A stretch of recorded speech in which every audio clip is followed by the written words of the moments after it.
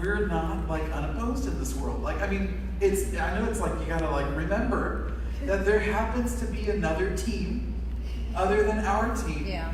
And that other team really doesn't want us to move forward, you know?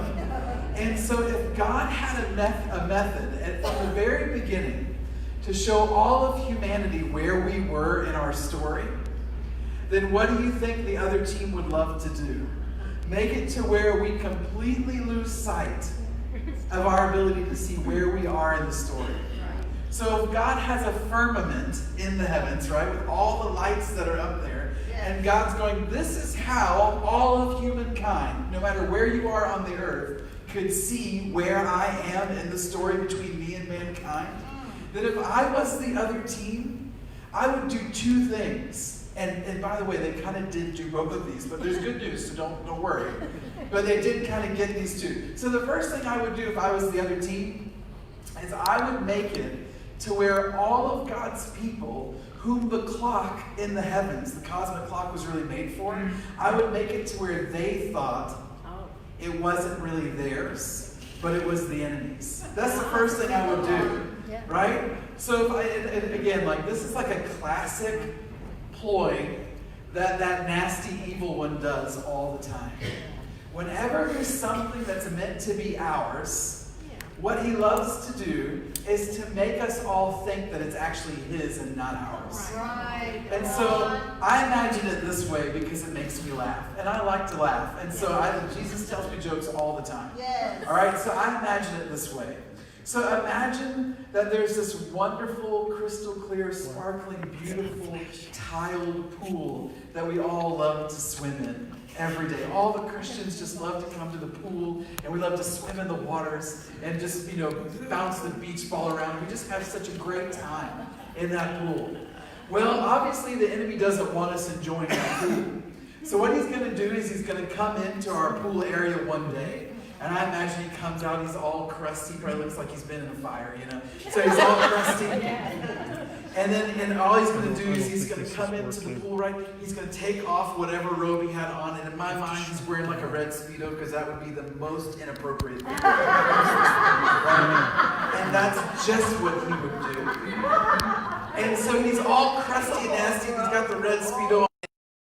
And all he does is he walks up to the steps that go in the shallow and he just puts one toe in the shallow end. And all the Christians that were in the shallow end were like, his toe is in the shallow end. The filth will spread. And so they start, they're trying to get away. And if you've ever been in the shallow end of a pool and tried to move fast, it's really comical, right? Because it's like you're walking and doing it at the same time, And so we're all trying to get away.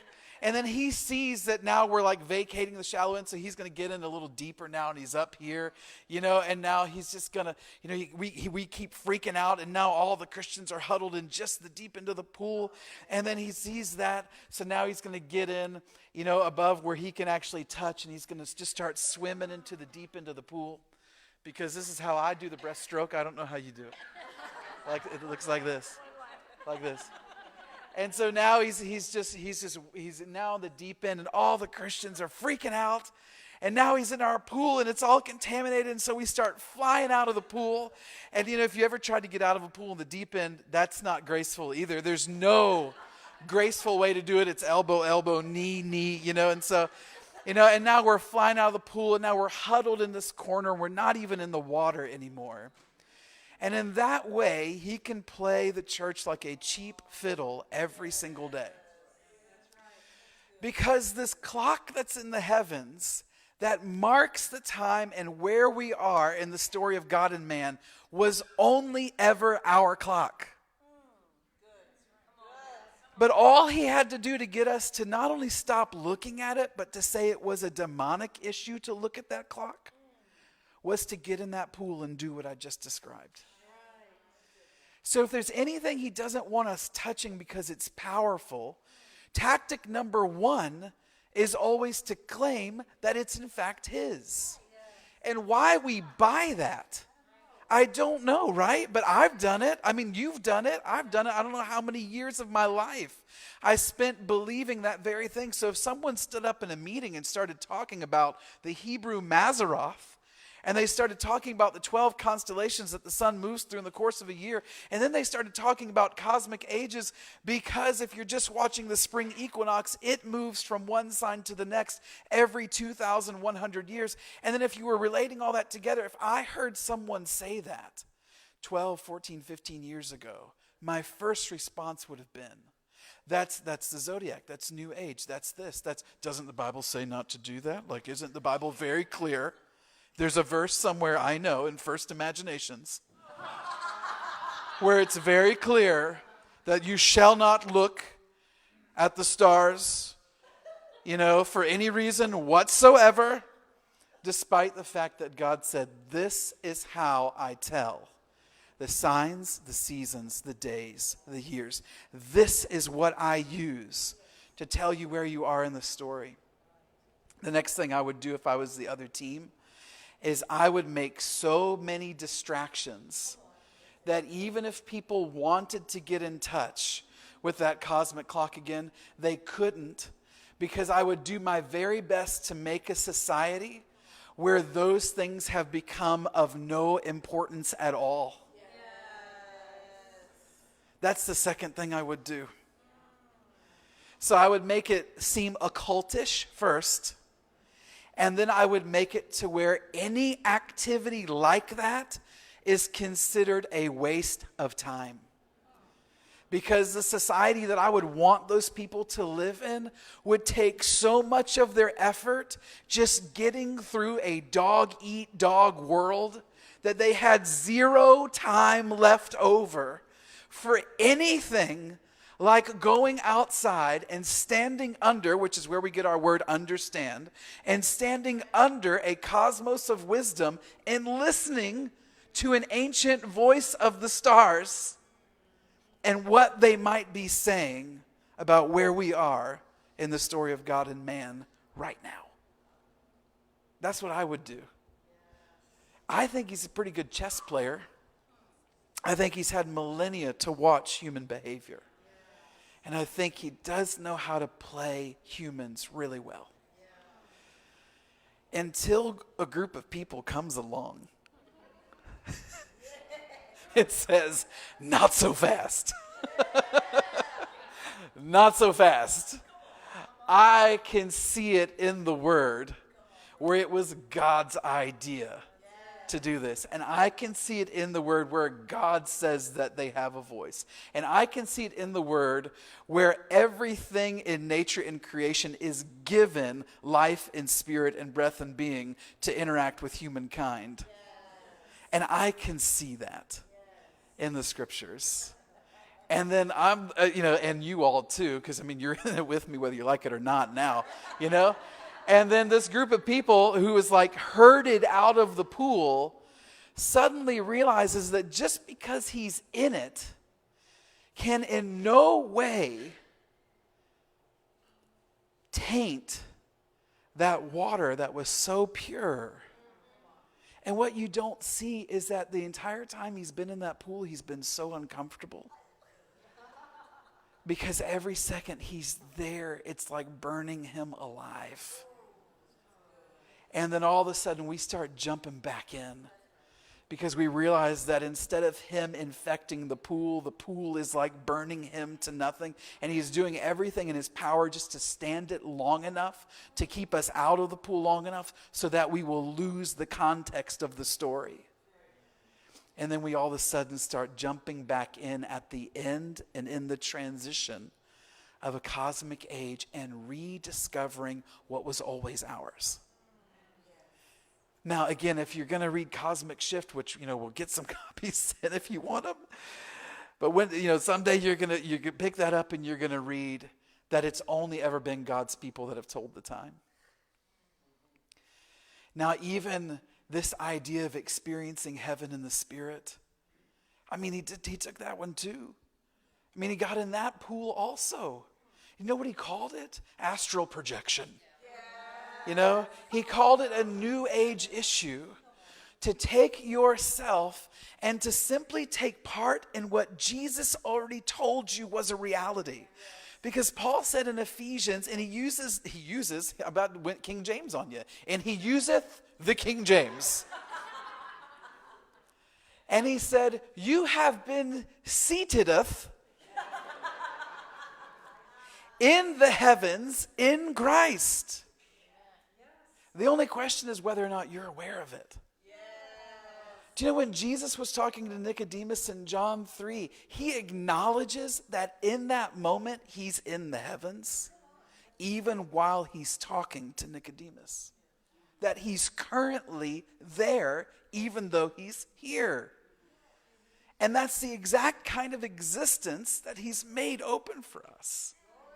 So again, it's another pool that now here we are in the transition between cosmic ages, and now all of a sudden we're starting to jump back in that pool.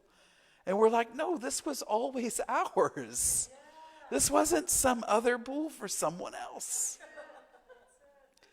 Then we get to that issue we started talking about yesterday, that creation is very much alive. And it has a voice. And then we get to that second thing I mentioned, that if the other team really wanted to derail things, they would work so hard to create a society and a way of existence that is so out of touch with everything that God made, so that they, in fact, stop receiving from it altogether. So that I would separate them from the very temple that they were created to inhabit. And I would convince them that it was their job to make a separate temple of existence that had no spirit and no life in it at all. And do you know what happens when you take the spirit out of something? You take the essence, the word essence, spirit, same root word. And if you take the essence out of something, you take the meaning out of it. Now, if you didn't know this, this is the coolest way ever to read Genesis chapter 1. It is a poem. Genesis 1 is a Hebrew poetic form. Now, you may be in school, if you struggled through Shakespeare like I did, you were like, please make it stop. But somewhere along the line, someone made you read Shakespeare's sonnets. And it's true, they're so mathematically precise and how the rhyming scheme goes of A, B, A, B, C. I don't know how it happens, but they do it, and it drives you nuts trying to learn that stuff. But Genesis 1 is a poetic form.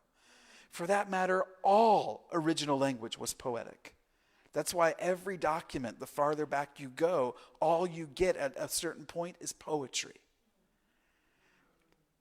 Did you know that? I know that was fun, right? Okay, so Genesis 1, it's a poem. And it's a specific kind of poem. It's the same poetic form that every culture, not just Hebrew culture at that time, every culture would have used for a temple inauguration. Because a temple inauguration took 7 days. And when you were building a temple, whether you were some pagan culture or the Hebrews, when you were building a temple, it took 7 days. The first 6, you were simply taking all the parts of the temple, every article that was going to be used for the worship, all of the curtains and the tent and the ceiling and the everything, and some bowls and who knew what you were doing? But you took every aspect of it and you were saying, and this is your job that you're consecrated to do. And this is your job that you're consecrated to do. And this is what the purpose of the curtain is. And this is what this is. And this is what, and you would go around for those 6 days establishing the meaning of every part of that temple. And then on the 7th day, the deity was believed to come rest in the temple. And that began normal temple operations from that moment forward. Now, this is why no one should ever be afraid of any kind of comparative religious study. Because I'm telling you, Yahweh always comes out looking awesome. Every culture around them is building these temples for their pagan gods. They were all using this poetic form to inaugurate their temples. God comes along and says, do you see your temple where your deity is? The entire cosmos is my temple. The waters above, the dry land, what's underneath the dry land, which I'm going to get to tonight. Everything that's on it, the stars, the fish, the birds. And in those 6 days, God is consecrating every aspect of nature itself into the form of a temple. Now, hold your breath, Because on the sixth day, before the rest happens, God comes to dwell in the temple in the form of man. Because he made man in the image. And in Hebrew, image means reflection. And it doesn't just mean a cheap mirror reflection. It's a perfect 3D copy of the original, albeit in smaller and multiplied form. And so the form that God chooses to come dwell in this temple that God made, which is called the universe, and everything in it, is mankind. As if God is this bookend on creation and mankind is the other bookend. So when Jesus says in the Gospels that the kingdom is within you, he's not just being cheeky. He's acknowledging that the whole of creation exists between God and man. The source and the reflection. The original light and the reflection of that light. That's the purpose of mankind, to provide the other bookend to all of creation. Wow. So he makes a temple, and every aspect of nature, God says, and let there be, and it is good, and let there be, and it is good. And when it says, and God made, and God created, that Hebrew verb is not like, and God made the material out of nothing, like created the material. Doesn't matter. Don't freak out. It's okay. The writer of Genesis, Moses, would have never questioned that God made the material. But that's not why the poem was written. The poem was written to answer, why was this made? Not how was it made? And today there's this massive, unfortunate, and unnecessary debate about the 7-day creation, the science, and the Big Bang, and everything else. And it's just a waste of time. Because that poem is about the purpose of nature and the purpose of man. So when God made, that verb means to give meaning, to give purpose to give a job to. So God said, let there be light. And he said, light, this is your job. This is your purpose.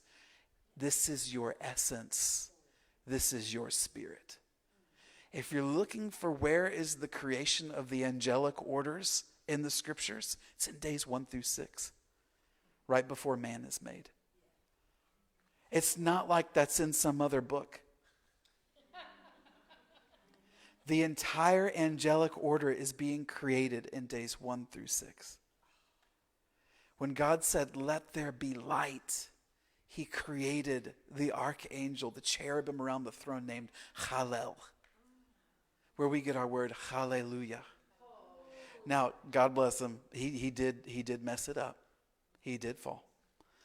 And so he was the angel of light. He fell. He became the personification of darkness. He became the prince of darkness. And his name wasn't Chalel anymore. It became Ha-Satan, the accuser, the one who opposes. When he created the waters, he's creating something that's alive. When he's creating the lights in the sky, no culture prior to 1600 AD, and this includes the Hebrews, looked up at the sun, the moon, and the stars and thought they were inanimate objects thousands of miles or light years away. No one believed that, including the Jews. They all believed when they looked up, they were seeing spiritual beings. And I was explaining this just in part last night. Something changed 1600 years ago. And if I was the other team, I would have really celebrated this moment.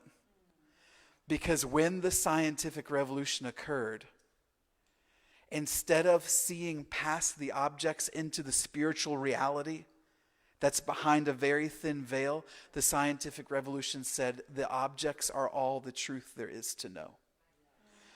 So before 1600 AD, every culture, no matter where you were on the earth, looked out at a grove of trees and knew the trees themselves were not the end of the story. There was something else behind a curtain that only the eyes of your heart could observe. After 1600 AD, the scientific revolution took over and said, that thing that you believed explained things is not there. The trees are the end of the road. The cellulose, the bark, the photosynthesizing leaves. See all those science words? That's the end of the story. And as soon as that happened, as soon as we imagined this temple, instead of it being this organic, alive, filled with spirit entity that we dwelled in, we immediately started to imagine it as a machine that had no spirit. And because of that, within a century or two, we produced the industrial age. We couldn't make machines in factories until we could first imagine that the temple was in fact a machine in a factory that had no spirit. Are you following? So as soon as we could fathom this idea that that's what the temple was, not spiritual beings inhabiting all of these things, but simply inanimate objects, then all of a sudden we could make inanimate objects. And we started to create, but we started to create without spirit and without essence. And if you're looking for like the end result of that road, pick up a plastic water bottle. Because we finally succeeded in making something that will never mix with nature. Because we achieved creation without spirit. Okay, all right, okay. Put that back. Shh, calm down, Christopher. Calm down. Just, let's just swim in the pool. We all like the pool. Let's just swim in the pool.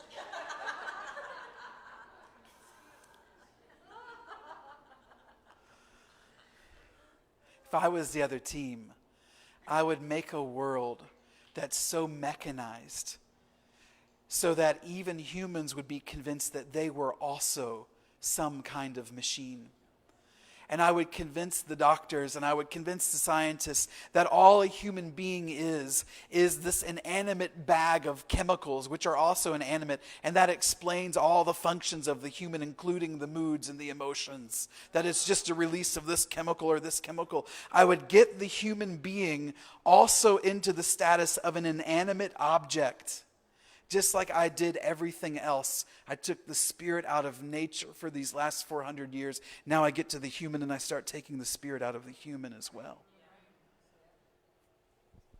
Some years ago, I was reading 2 books at the same time because, why not? I'd picked up 2 books, and one was called Physics for the Rest of Us. It's a nerd book, right? So I'm reading this book, Physics for the Rest of Us, and I'm also reading this book, Celtic Christianity, Ecology, and Holiness. And as I'm reading both books, both of them are quoting a man named Owen Barfield. Both of them were. And I'm like, how do you get quoted in a book about physics and in a book about Celtic Christianity? Like, how are you possibly bridging these subjects for these 2 authors that keep pointing back to this guy? And I was like, I got to find this guy because, this is my life. Physics for the Rest of Us and Celtic Christianity, ecology, the relationship of all living things to each other, and holiness, otherworldliness, right? And so I picked up Owen Barfield. I was like, well, they're quoting this book, Saving the Appearances. I should go check that book out. And I'm telling you, boy, did I hit the gold mine. Because I found someone that even though he was dead, he died in 1997 at a very old age. But I found someone that for the previous century had been preparing the ground for what we were doing today. And do you think the Christian church received him? Not a chance in the world.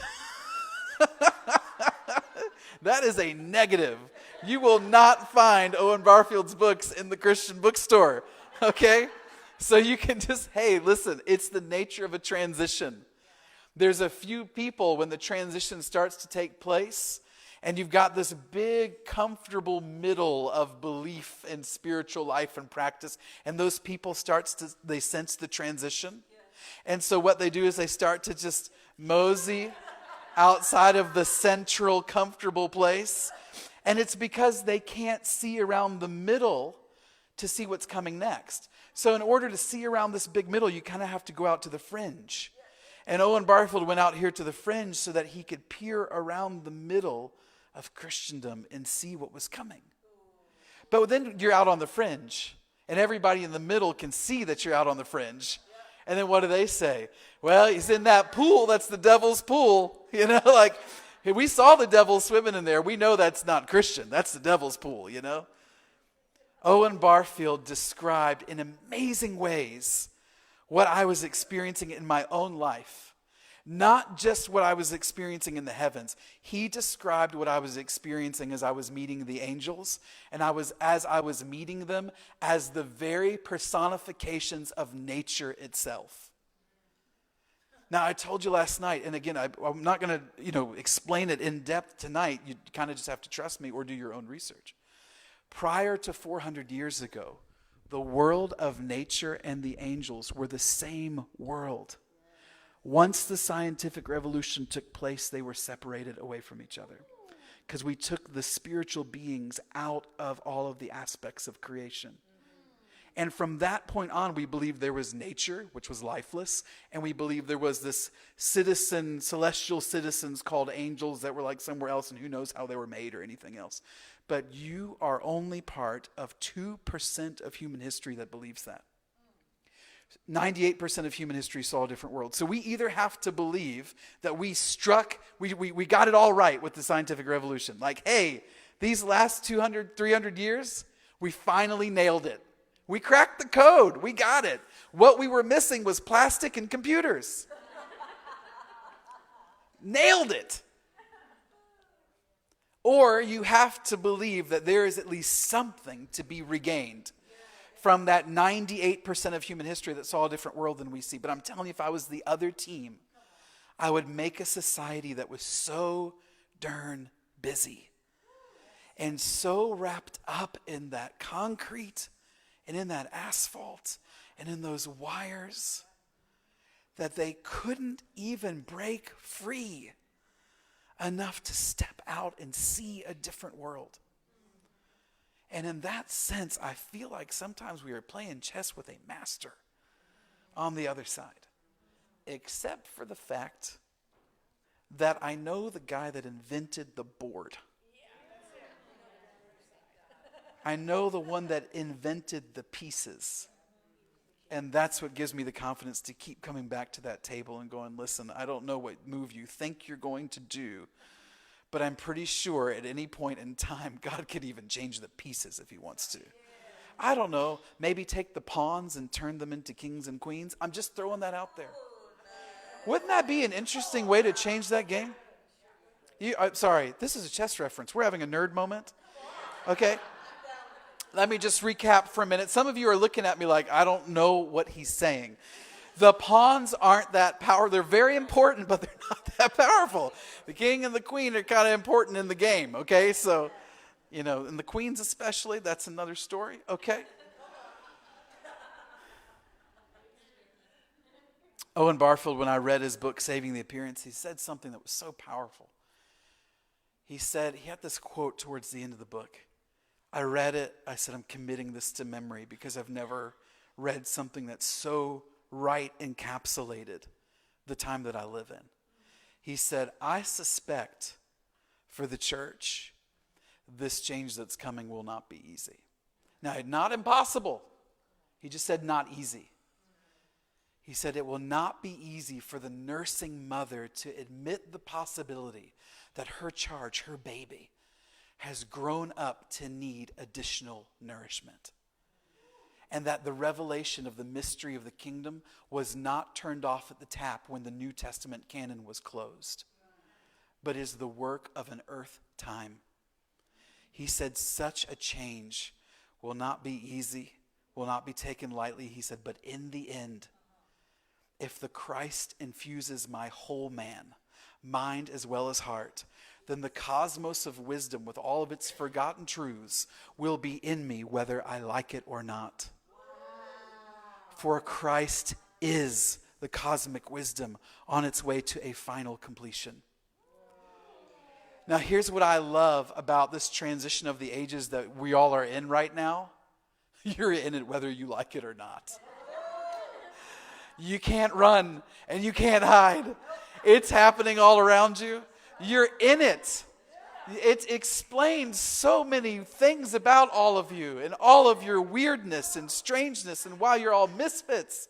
It explains so much. And in that way, we're really thankful. And believe me, it's not a judgmental thing that Barfield wrote. He was just pointing out the truth. This is happening. Now, when these changes take place, the reason why he said, I suspect it won't be easy, is because the last transition wasn't easy for the established religious center either. All he's doing is looking at history. And he's seeing that the last time we went through a shift, the status quo of that religious center really struggled. Struggled so much they wanted to kill the people that were like, I think there's a change coming. We're just going to go over here, you know. And they were the persona non grata in the religious center.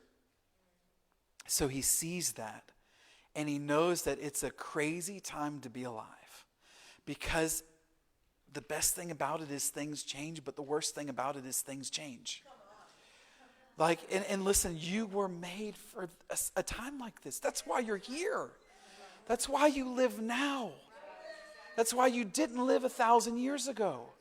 Because you all must be primed perfectly to live in the middle of a cosmic transition, which is a strange and vulnerable time to be alive. And you feel like, do you remember that old toy Gumby? You know? Because it's like with one hand you're holding on to this door called the age of Pisces. And with this other hand you're holding on to this coming age called Aquarius. These are just the signs in the heavens. I didn't make them up. And it's like you're stretched between the two, and you can feel that stretching. You can feel the uncomfortableness of it. You know, what I think is going to happen is that no matter where you are in life, because the change is happening around you, you're going to be faced with a crossroads. You're going to come to a place where you have to decide, is this world as I see it when I look around, devoid of spirit, full of the concrete, asphalt, and wires? Is that the world I was made for? Or when I come in to what God has promised me to enter into, was I made for something totally different? And then it becomes the question, well, what am I going to do about it? Am I just going to wait and be surprised? Like when after the change has occurred, it'd be like, wow, hey, it turned out okay. Good job, everybody, you know? Just like the ostrich approach, head in the sand. Like if I just wait long enough, everything will happen, Or perhaps you're in the room tonight because on some level you have a part to play. On some level. And I'm not saying that your job is to go full crazy, and start talking to the trees. I'm not saying that. I think you should, but I'm not saying it. I am. I said it now. It's out there now. I'm just saying on some level, what I believe we are called to do is to pull that salmon swimming up against the current of the society that we live in, that gradually, because transitions happen gradually, we don't have to freak out, it's not going to happen tomorrow, but we start making decisions that reflect who we are called to be in this temple. Everything that God made was designed that when the deity rested in the temple, that temple would pour into it so that mankind would grow up into the image in which man was created. That's why we have words like understand, because it literally comes from the idea of standing under the canopy of the stars and listening to the voices so as to gain timing and procedure and perspective. Every aspect was meant to pour into us. I had a journey into the heavens one day. This is like the greatest thing ever, because when you start going to heaven in the Spirit, you never know what you're going to find.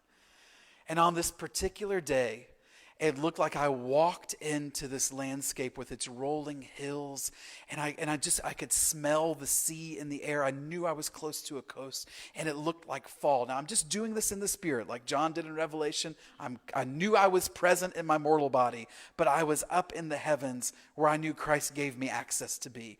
And I'm walking down this path, this road, with these beautiful changing leaves and forests all around me.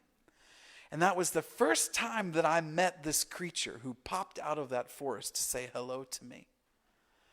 And he looked exactly like something that C.S. Lewis would have written about. We would call him a faun.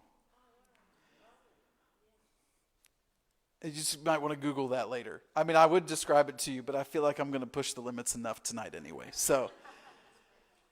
And so this faun, this talking creature that's kind of like this mythical thing that used to inhabit the forest, comes out of that forest to greet me. And I knew his name is Puck. That's who I was like, who are you? He says, I'm Puck, right? Which fit him perfectly, because is he mischievous? Yeah, he is. And we got to know each other like on day one. I'm like, I don't know where I am. I just know I close these eyes, open these eyes, I'm in this forest. We're walking down that path. Eventually he goes back into the forest because he knows someone's coming. He doesn't want the person to see him. This man's coming down the path and he recognizes me. He was like, you're back. It's you, you're back. And I was like, great. In my mind, I'm like, it's the first time I've been here. You know, I don't know what's happening, which is a normal thing for me to say when I'm in the heavens. And so he's like, you're back, you're here. We've missed you. It's been like, it's been so long. It's like a year since you were here. And this man greets me, and I kid you not, it was like the way the hobbits greeted Gandalf in the movie The Lord of the Rings.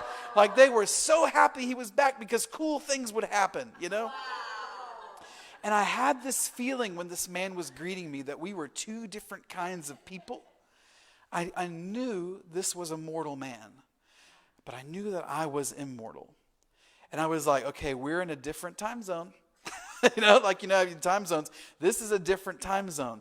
This is probably that time zone that the scriptures talk about, where even after the resurrection, that there are still people. Oh, that's a good slide to be on. Even after the resurrection, that there are still people that are like living these long lifespans, but they're not immortal. So like things are being restored, but death hasn't been destroyed yet, right? So it's this weird time where there's resurrected humans walking around the earth. And I was like, this must be that time. And so he's greeting me. He's like, we're gonna call everyone together. We're gonna have a party. You're here, you're back. And so what he does is he wants to gather his family together at their home. And so like we're walking along the path, and the guy gets out his cell phone and he dials the number. No, he doesn't.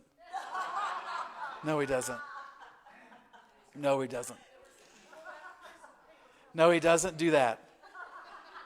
But what he does do is we walk up to a stream, and he leans down and he whispers to the stream the message he wants the stream to take to his sons. And that was his phone line. And then we go to this village, and I was greeted, and I was like, I still don't know what I'm doing here. Is there a performance? Am I supposed to do an interpretive dance? I don't know, He introduces me to like the people in this village. I remember this older man came up to me. This man looked like he was, like in his 80s or something like that. And I didn't do anything. I was just near him. And I watched 10 years come off of his life. Just because I was a resurrected human. And listen, it says, when we see him, Messiah, we will be like him, because we will see him as he is.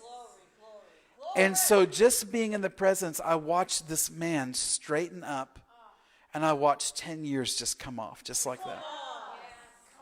And I was seeing a different world. I wasn't seeing the world of telephone lines and asphalt and concrete and wires. I was seeing a world that worked and was beautiful. The way that God intended it to be.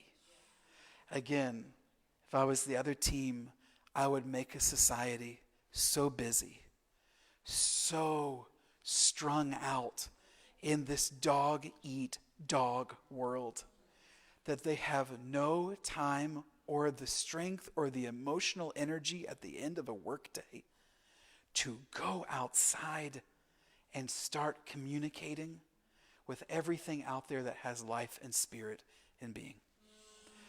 I will bring you back now to the Romans 8 commission, where it says that all of creation is longing and groaning and waiting for the sons of God to be revealed. Because when they are revealed, they will liberate the creation from its frustration. It's putting humans back into this position of dominion. And I've told you last night, you can't rule what you don't know. You can bully what you don't know. But that is not kingship as Christ would demonstrate it. Okay, here you go. You ready? This is where the cosmic clock is a huge help. Because every time we move into an age, there is a sign for that age in the Maseroth. And it's always, there's one sign here, and then there's an opposite sign here. There's a ruling sign. There's a revelatory sign. Go read Cosmic Shift to figure that out. But the ruling sign for this coming age is the Aquarius. It's a heavenly, perfected human being pouring out of their resource an infinite flow of living water via the Holy Spirit out of that vessel. That's the Aquarius. And the revelation of that age is none other than the constellation Leo, which is the lion, which is a symbol not just of Messiah, but of true human kingship. Not true human dictatorship. Not true human bossiness. Not true human ignorance because they don't know. True human kingship because the humans have stepped in to the original design. That all of this was a temple. And God wants to dwell in the temple in the form of mankind. And it then becomes our job to know before you ever say, perhaps you should do this. It becomes our job to know all the parts of the temple relationally. Is that a weird world? Yeah, it is. It sure is. God gave you a tool to step into that right now. He gave it to you. And remember my two things? Like if I was the other team, you know what I'd do? I'd take that tool and then I would make it a non-issue because I'd create a society that says that's totally unimportant. And then I would say that that was actually the pool of the enemy too. And I would do those things with the tool. And the tool is none other than your imagination. Wow. That's the thing that lets you see into those other realms. Now, when I say that word, there's always a bit of a hurdle, right? It's like imagination. Heck no, that's make-believe. All it does is get me into trouble, That is not what the word means. And listen, if you can believe it, it's not an old word, it's a very young word.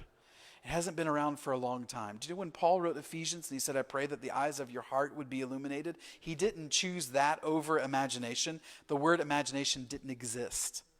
There was no dictionary in Paul's day that he could have flipped through Greek or Hebrew. And it was like, oh, imagination, that fits this perfectly. Eyes of your heart, totally. Image, to see things that are not necessarily in this realm. Obviously that's the right choice of word. But he didn't have it. There was no word. The best he had was a phrase, eyes of your heart. It took about another 1,000 years before someone coined the term imagination. But again, in ways I'm not going to explain tonight fully because I just want to get to some crazy stuff, is that it was the path it was believed. That's how divinity flowed into humanity. It was the way to be a part of this divine creative force. Why? Because there's no way to see what God wants to bring down than by opening the eyes of your heart to see what's not here yet.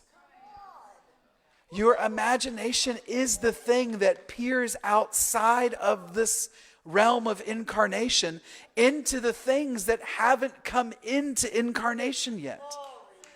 And you've got a set of senses that do that. When we were at the Silver Tree last night, and we're going to get, this is a nerd moment, buckle up. When we were at the Silver Tree last night, you were not now. I didn't say here. You were not now. You were then. But then was your now. And that's how that works. You were some, when, where else. And you were there via the Holy Spirit. And when you were there, because it was then someplace else, it did not mean it didn't exist. It just exists then there.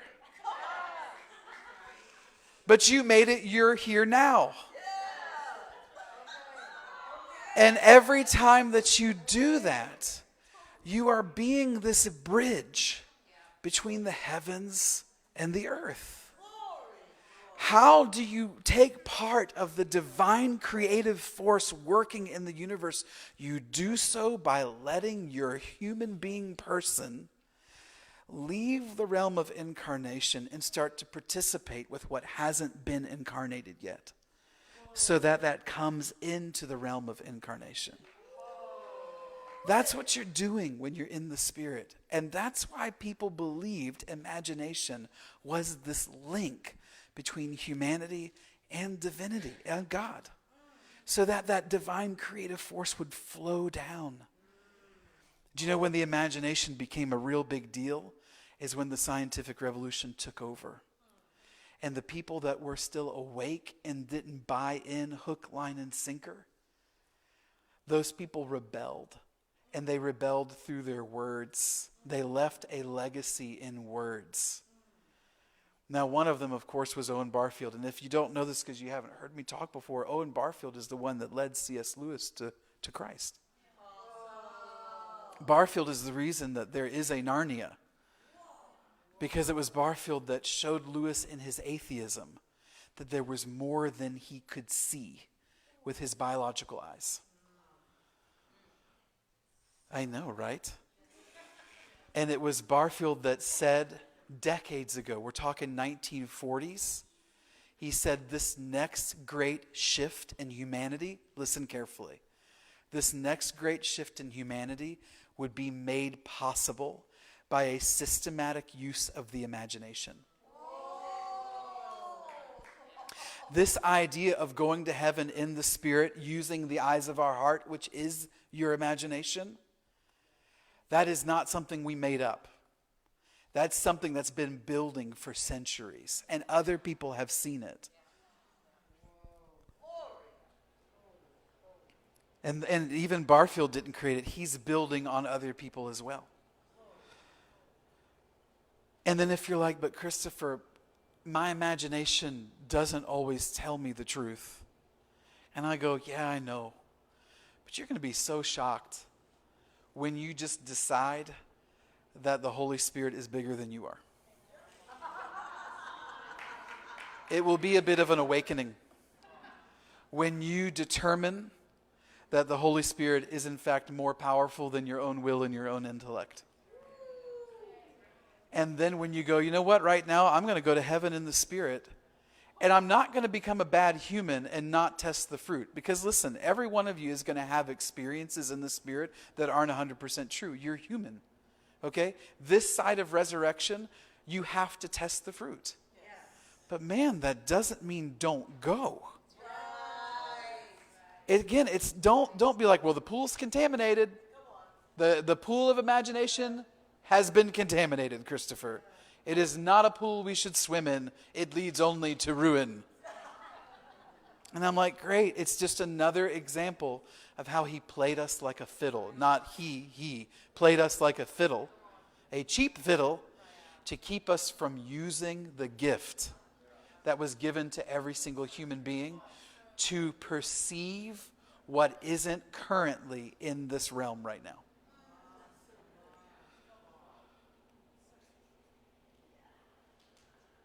I'm going to move some slides forward. Can we move one forward? Slide person. Thank you. Oh, hey. Hi. Thank you. There you are. Let's go one forward. This is just a fun quote because I believe it every day of my life. Do you know, I believe in my heart that, like that question of, will this shift take me by surprise? Like ostrich approach. Like, I'm just going to wait until it's over, and then I'll figure out what's going on. Or do you get to participate in it? And hear me out, there's not a right or wrong answer. One isn't more holy than the other.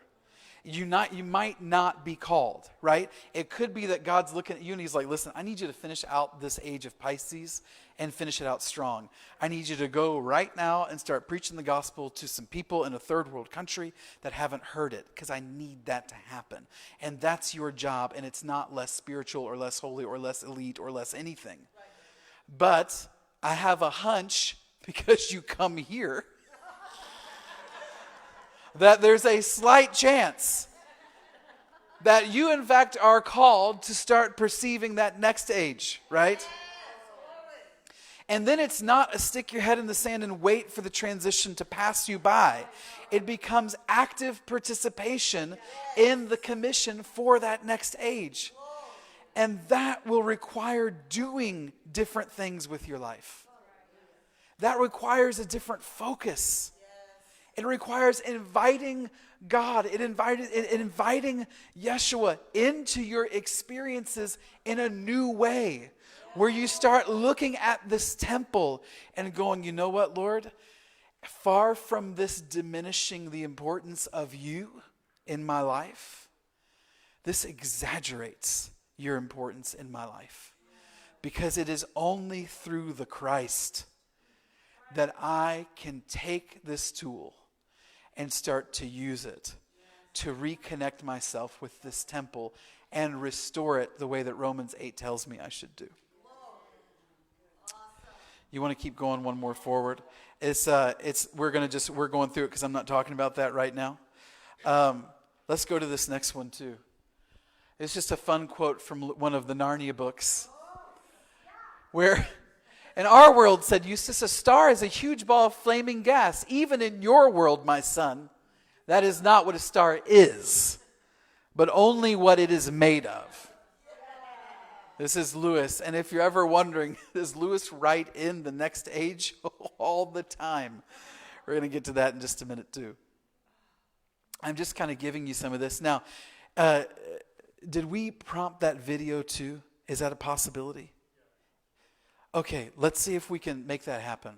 I wanted to show you a clip because I just want to reinforce these ideas. I think that you're with me, but I know that when you leave, I know the world you walk into. And I know without a little bit more emphasis and then the promise of community together when you leave here, that there's no chance. It's just not. I live in the same world that you do. I'm very aware that it is doing everything in its power to keep you from opening up your eyes. And it is doing everything in its power to keep the spiritual beings out of creation. We're going to cue it up in just a minute. Are you all familiar with the Bible Project? Do you know the Bible Project? Write that down in your notes right now. You need to go home and you need to get on YouTube and you need to watch every Bible Project video that they've ever made. This is a great ministry. It's a great ministry to sow into. It's two guys. One's the theologian and one's, the spiritual beings one in just a minute. If you'll cue it up, but don't play it because I'm going to introduce it. They just animate books of the Bible, biblical principles, and they do such a great job. Now, it was just, give that a pause for just a minute. Yeah.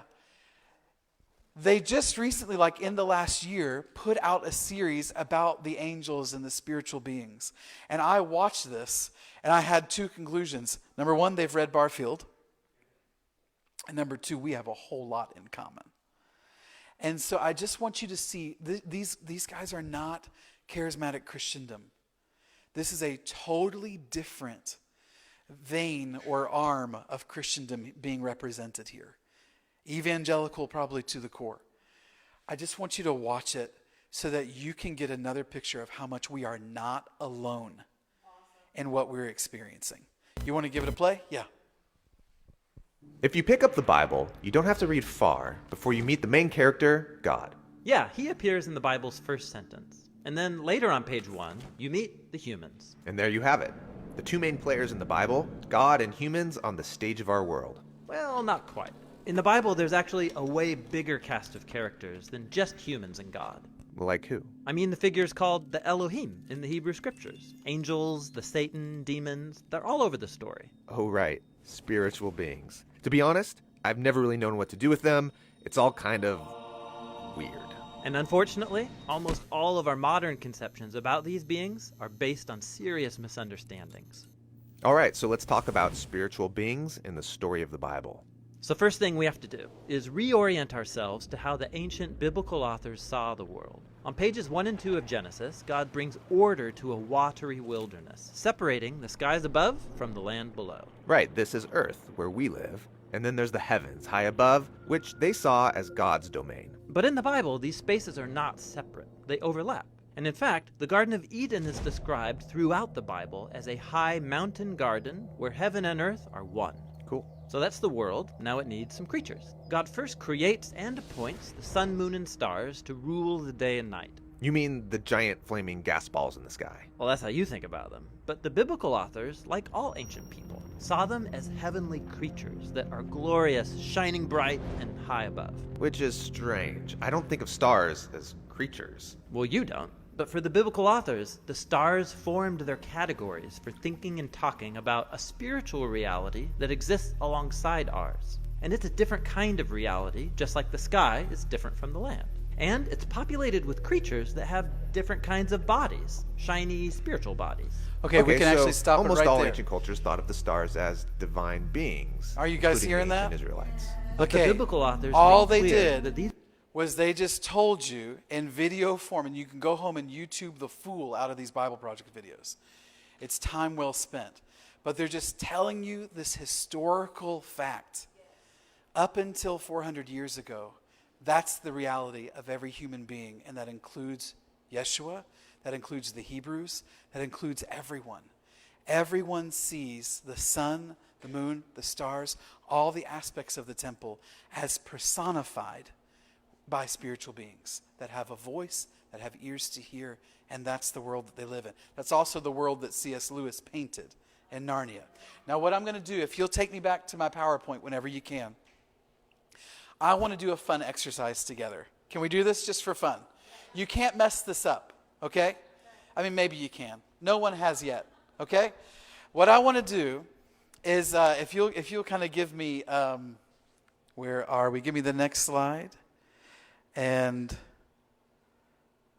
let's see, keep it going until you see the bright sun. And let's put the bright sun up there. A few more, maybe one more. Two more, one after there we are, stop right there. Here we go. That's the sun. Now, your imagination is your link to being able to go outside and not see the sun as a ball of flaming gas out there somewhere, but simply to see it as an appearance in this world of incarnation, but that there is something more to the story. Now, what I want you to do right now is just let your imagination show you, what does the sun look like as a spiritual being? We're not going to do anything with the slides yet. I just want you to do it on your own. And if you're like, I got nothing here, that's because you're not using your imagination. What would your imagination tell you? What does the sun look like as a spiritual being? How do you imagine that spiritual being? And I could insert the word angel here. That would be okay. How do you imagine that spiritual being would look? Now give me some ideas. Don't be shy. Be brave. How would you imagine the sun? Let's go right here.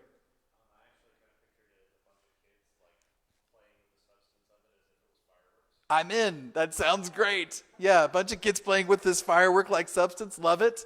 Yeah, where's the other hands? Where's others? Right here? Yeah. Like a gate? Yeah, why not? How else do you imagine it? Yes.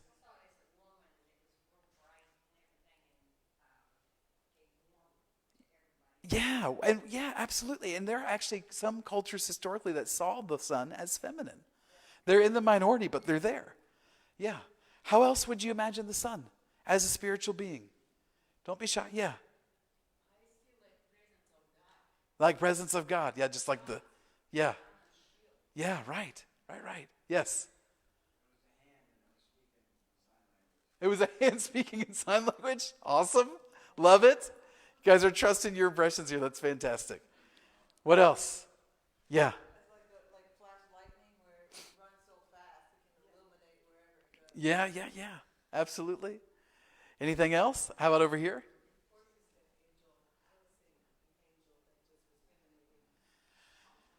You were seeing like an angel that was emanating that light. And again, this is when you read in Revelation and John says, and I saw an angel in the sun. Not like, and I saw an angel beside the sun or near it. John goes, I saw an angel in it. Because John's seeing the spiritual being that personifies the sun. Now listen, historically speaking, this is where we get into the realm of myth. Because long before the scientific revolution, every culture, and you just saw, including the Hebrews, had a notion that the sun was a personality, that it had a form. It was this heavenly spiritual being. And lots of times, historically, they imagined a masculine presence. Oftentimes, the sun was associated with healing and also things like learning and intellect. The sun was associated with all these things as if that spiritual being was the personification of those parts of the temple. I'm just going to give you one artist's impression whenever you want to go to that next slide. And voila! We'll get there in a minute. I'm going to show you actually two. I'm going to show you two artist impressions, and then we're going to move on to the moon. There you go. There's one. Yeah, buddy. You're like, that was better than what I saw. Yeah. You like that? Okay, now for some of you guys, that's like, it's a little crazy for me. I think I'll take something a little less human-like, you know? Okay, so here's another artist impression of like that spiritual being in the sun, if you'll go to the next one. There's another one. If there's a spiritual being that personifies the sun, these are just some artist impressions here. And this is where the world of myth starts to come into play, and it can fuel your interaction with the angelic world.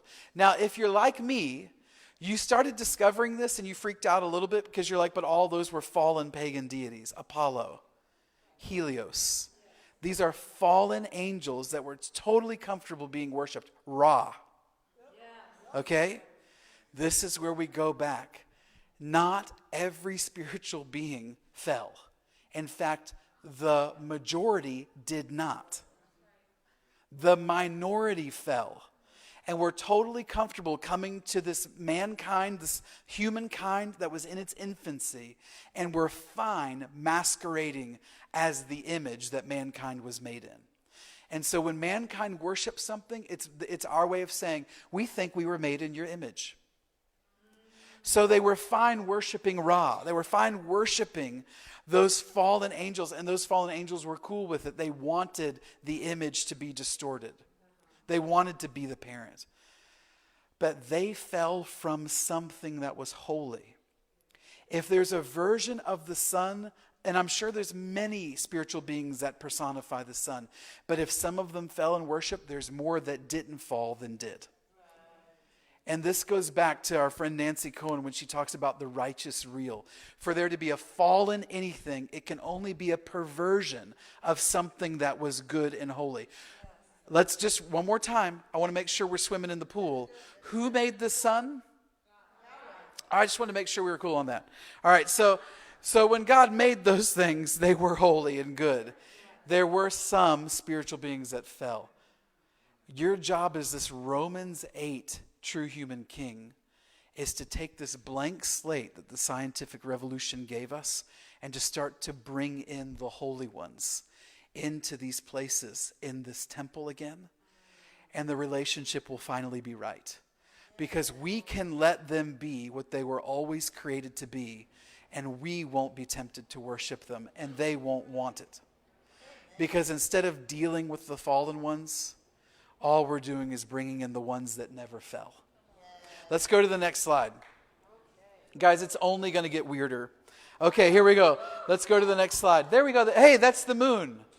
Now listen, some of you are very sun-oriented people. Some of you are very moon-oriented people. Historically, sun, outer life, the land, everything that you're seeing. Moon, inner life, things that are under the earth and above it. That's kind of like the moon realm, sun realm, lateral moon realm, kind of up here, kind of down here. Everybody's a little different. Some of you have natural affinities for these parts of nature because that's the part that's calling out to you. Because that's the part that's trying to get your attention in order to build a relationship that will bring us into the next stage. Now, let's use your imagination here. How do you imagine the moon if I just let your imagination do the work? We're workshopping right now, guys. I hope you're all right with that. There's a little participation here. How do you imagine the moon if you can imagine that as a spiritual being? Just take a moment. And are you like, I'm allowed to make it up? I hope so. Otherwise, nothing will happen tonight. You've got to let what is in you do the work. How would you want to imagine the moon? Because I guarantee you the way you want to, it's because your imagination already knows. And you're just uncorking it and letting it do the work. How would you imagine the moon? Yeah.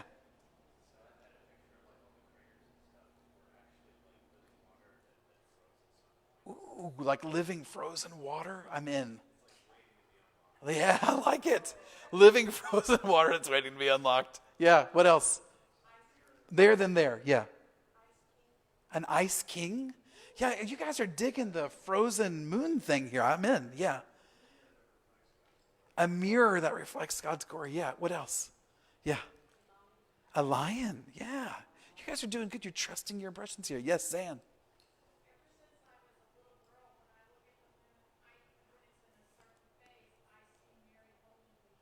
You see Mary, like almost like this feminine, like Mary presence holding Jesus. Yeah, I love that. Yeah.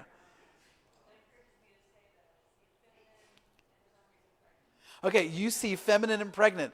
You would not, listen, history agrees with you here. Okay? There is, again, where do we see these pictures? We see it from myth. Now listen, the part of history we call mythology is the history before the flood. Did you know that? As soon as Abraham comes on the scene after the flood, time and history work in a way that we understand, and we call that like essentially modern history. But prior to the flood, what we call the antediluvian world, that's the world of mythology. Notice that when Jesus talks about the end, the transition of one age into the next, he says it will be like the days of Noah. In other words, that mythological age and that mythological understanding of things. I'm just throwing that out there. Okay. All right. Let me give you one artist's interpretation. Let's go. There you go. There's one. There's one artist's way of thinking of the moon as this feminine presence. Most of the time, people think sun masculine, moon feminine. It doesn't have to be that way. But that's oftentimes what people see. And then maybe if you're a little bit more like Lord of the Rings here, you might see the next one. I don't know. That's a little something there, you know. It's a little, you guys are like, okay, what's that? You saw that and you're like, that can't be right. Yeah, listen, mythologically, the moon was the huntress, right? She had the bow. And she was out there in the forest and she was maternal and she watched over pregnant women. Like the moon was there in childbirth, you know. This was the presence. And if you're like, but Christopher, that was a fallen pagan deity. And I'm like, I know. But it's the fallen version of something that was holy, that God ordained to personify that part of the temple that we were made to live in. Okay, what's my next one? I don't know. Oh, again, even scientifically, the moon pulls on the inner things. So the moon pulls on the things that are under the earth. Things tend to sprout, come up based on the cycles of the moon. Things tend to come out of waters because of the cycles of the moon. Tides. The moon is always pulling on the inner life of not just us, but the earth itself. Yeah, now, in case you didn't know, it's where you get your days of the week is from the planets. Let's just a quick recap. Who made the planets? I just want to make sure we know. Okay, good. I just wanted to make sure we didn't think that these were demons. That God did in fact make the planets. The word planet means wandering star. That's all it means. And if you didn't know, it's where we get our days of the week. Monday is Moon Day. Tuesday is Mars Day. You're like, that doesn't make sense. Well, it kind of does if you know your languages. Do I have any Spanish speakers here tonight? What is Tuesday in Spanish? Martes. In Italian, martedì. Right? It's Mars Day. Now, in our Celtic Germanic languages, Mars was this spiritual being called Twin, which is where we get our Tuesday from. Wednesday. Why is Wednesday associated with Mercury? Well, because it's miércoles, in Italian, mercoledì, but it's not really Wednesday, it's Woden's Day. And Wednesday is shortened Woden's Day. And of course, Woden's Day is Odin's Day. And to every ancient culture, they believed Mercury, to the Greeks and the Romans, Mercury and Hermes, were the same kind of spiritual being that Odin was. And so that's why it's the same day of the week. Is this fun for you? I think it's fun. Okay. Moving on to, you can see them. They're pretty obvious from there. We can go to the next slide. This is where I had to do a whole lot of soul searching in my own life when I got to know this angel named Brenadin. And Brenadin to me one day started to appear with his winged crown and winged sandals. And I noticed that what he's doing is he's navigating me around the heavens. And I was like, man, you look a whole lot like the mythological Hermes or Mercury. Not unlike that. Because if there's a version of that fell, there's more that didn't fall than did. I happen to know one that is in fact probably my closest relationship with an angelic being is one just like this. Now, before we go to the next slide, let's take our Thursday. Let's take our classic Jupiter, right? It's Jueves. It's Jovedi. It's, Jovan is what we call the Jovan moons or Jupiter's moons. Now, as a planet, Jupiter and Zeus were always this thunderstorm, lightning, kind of king of the pantheon kind of figure here. Now, again, if there's a version of that fell, before I show you the slide, what do you imagine if you were going to personify, if there's a spiritual being that personified the thunderstorm and thunder and lightning and kingship and things like that, how would you imagine that spiritual being? Before I show you the picture, you tell me what you can come up with if you just uncork your imagination. Masculine. Okay, how do you imagine the thunderstorm? How do you imagine the thunder and the lightning? We got a masculine presence. What else do you see? A sword. You see some kind of warrior. Yeah. Anything else? Flashes from his eyes. Yes, ma'am? Flashes, fire. Anything else? Kind of what? Some kind of helmet. These are all good.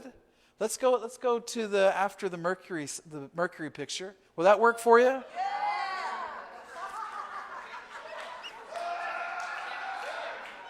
Now listen, I'm kind of joking, okay? I'm just having a little fun. I know the ladies are like, yeah, that works for me. That just totally, I don't know why, but when I imagined Jupiter, I was seeing that, and I was like, I don't know. And then you showed me, and I was like, that actually really works. I think when I go outside and I see a thunderstorm, I don't mind talking to this spiritual being. I think that's okay. Listen, even as a man, I'm like, hey, he makes that look good, sometimes I'm like, Melissa, listen, if you want, I'll dye my hair blonde and I'll look exactly like Chris Hemsworth. It'll be like we're twins. It's pretty much the only thing that's different between the two of us.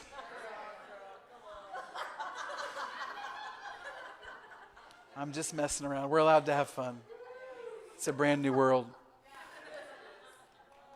Saturn, really important spiritual being. Very important spiritual being. Very important during winter. It's where we get our Christmas celebrations from, in large part from the celebration called Saturnalia. Saturn, before you again, we just hold on to that slide for a minute.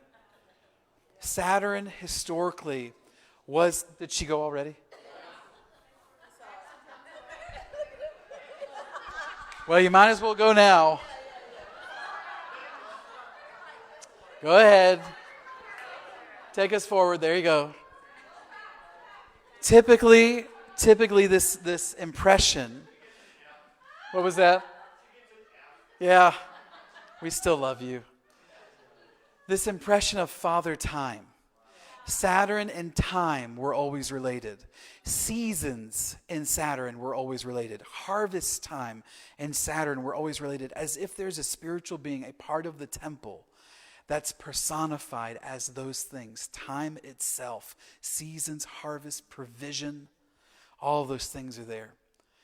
In my own journey with the Lord, I have been able to meet all of the planets.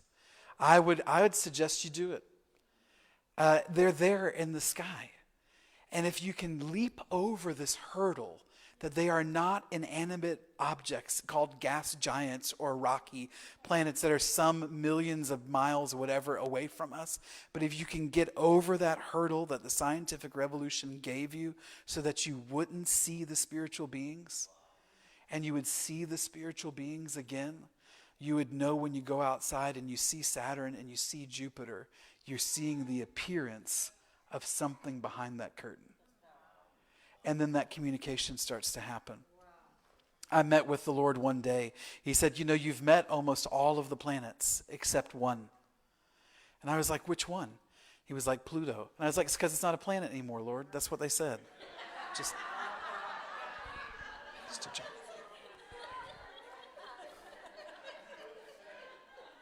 There's a reason why I hadn't gone to meet this spiritual being called Pluto.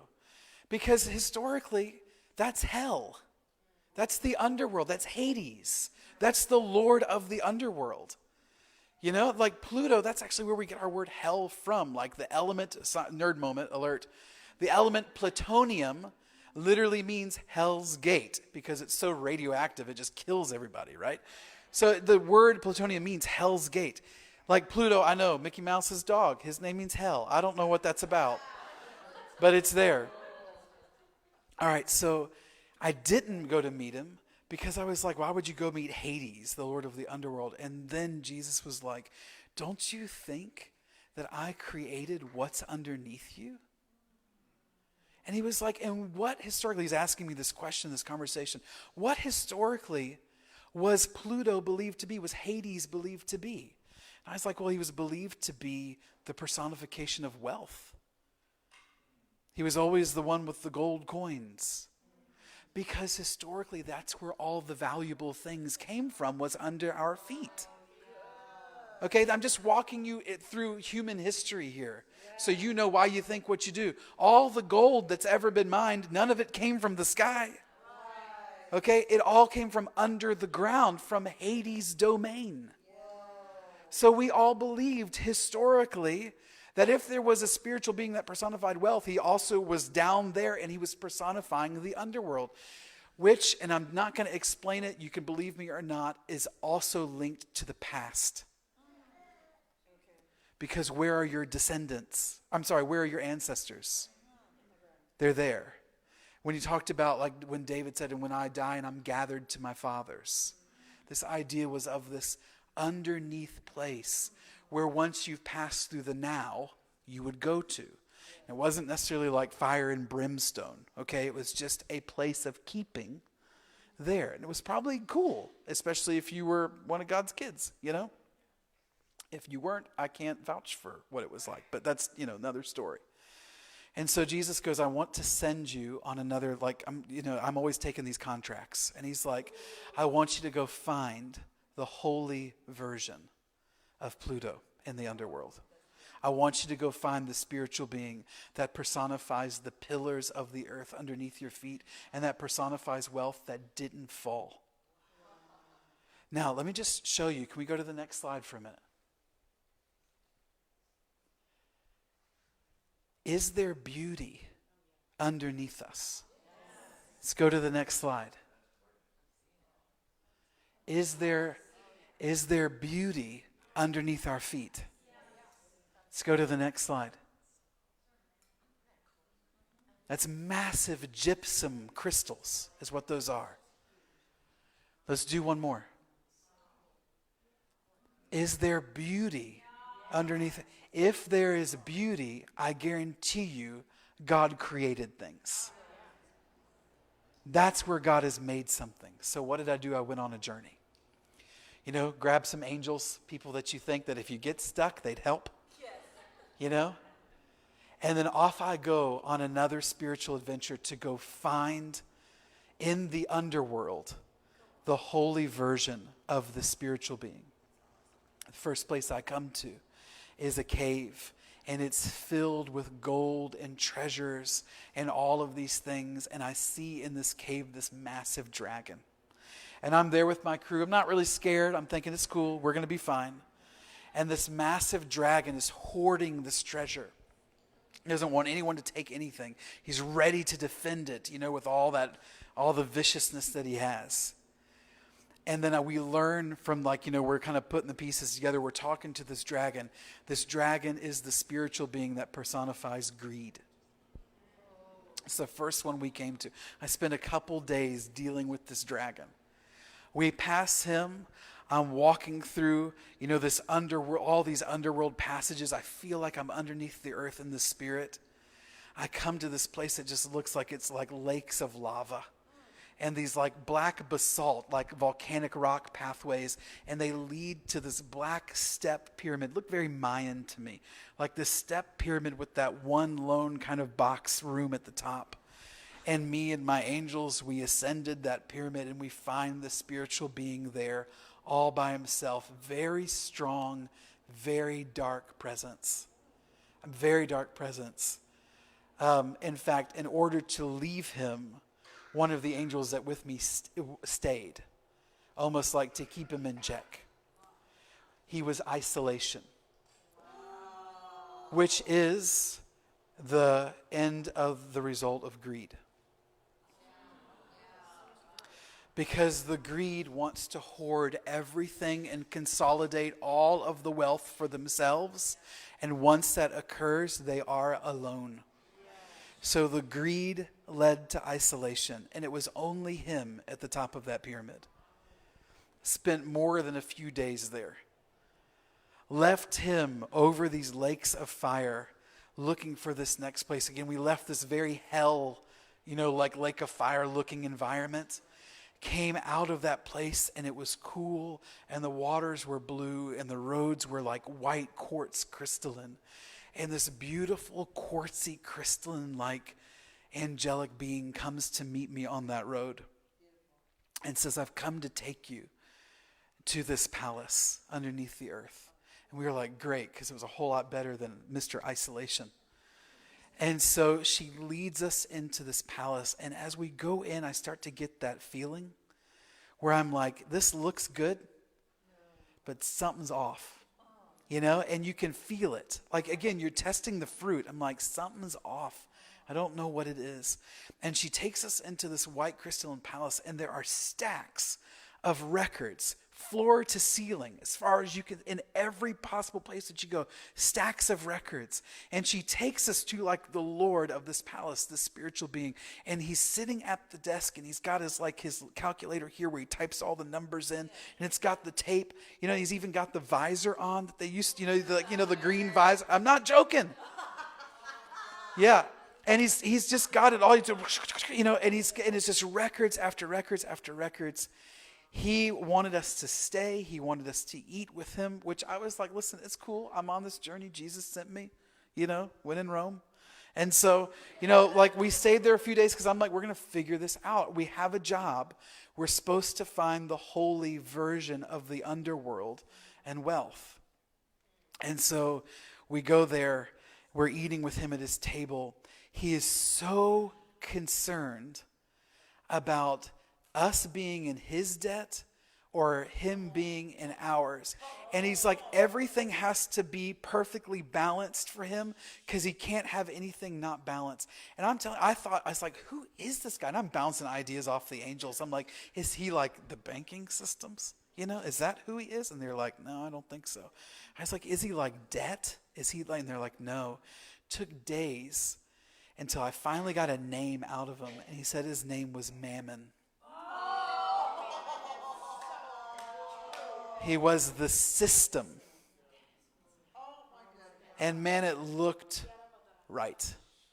But it wasn't. It wasn't the one I was looking for. I'm weeks into this journey. I'm condensing it for you. We're out of there. I follow this crystalline blue river out of that place. And I can feel it in my gut. Something's different. We're on this blue river. I thought I had found the holy version of the river Styx. Like if there was a beautiful blue river that led to the right, holy understanding of the underworld, this was it. It led me to this vast cavern, and I could see a palace down in the cavern that looked like it had been abandoned for centuries or millennia. It looked like it was in ruins. And I walked into this palace with its dust and its cobwebs, but I knew I was in the right place. I was like, something is here. And it's not going to like jump out and get me. Like we've been through like the ones that are bad. I just had a feeling. I was like, this isn't going to be it, you know?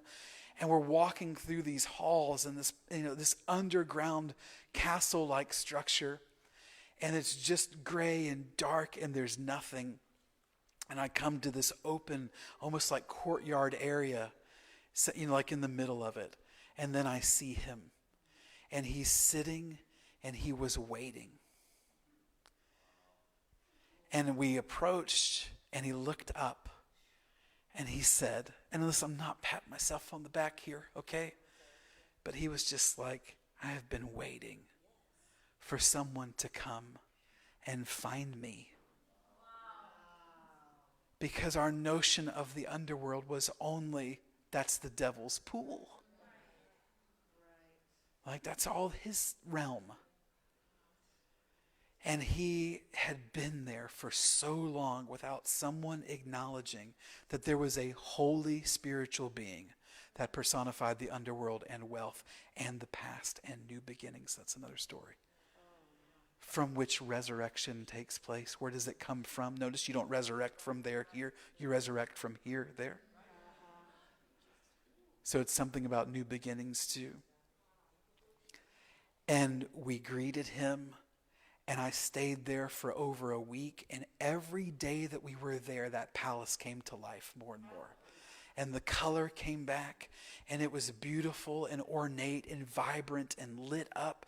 And that whole massive cavern where that palace was like this underworld forest where the trees were made of silver and the leaves were gold. And I remember walking through that forest with this spiritual being that to me looked like he was dressed in these purples, like these dark purples. And he had this gold leaf laurel crown around his head. And he's telling us his story. And he starts telling us that his palace used to be this source where wealth was going out from the underworld up into the world of incarnation. And he said there were 7 rivers that flowed from his palace up into the land. And he starts to tell me about his feminine counterpart.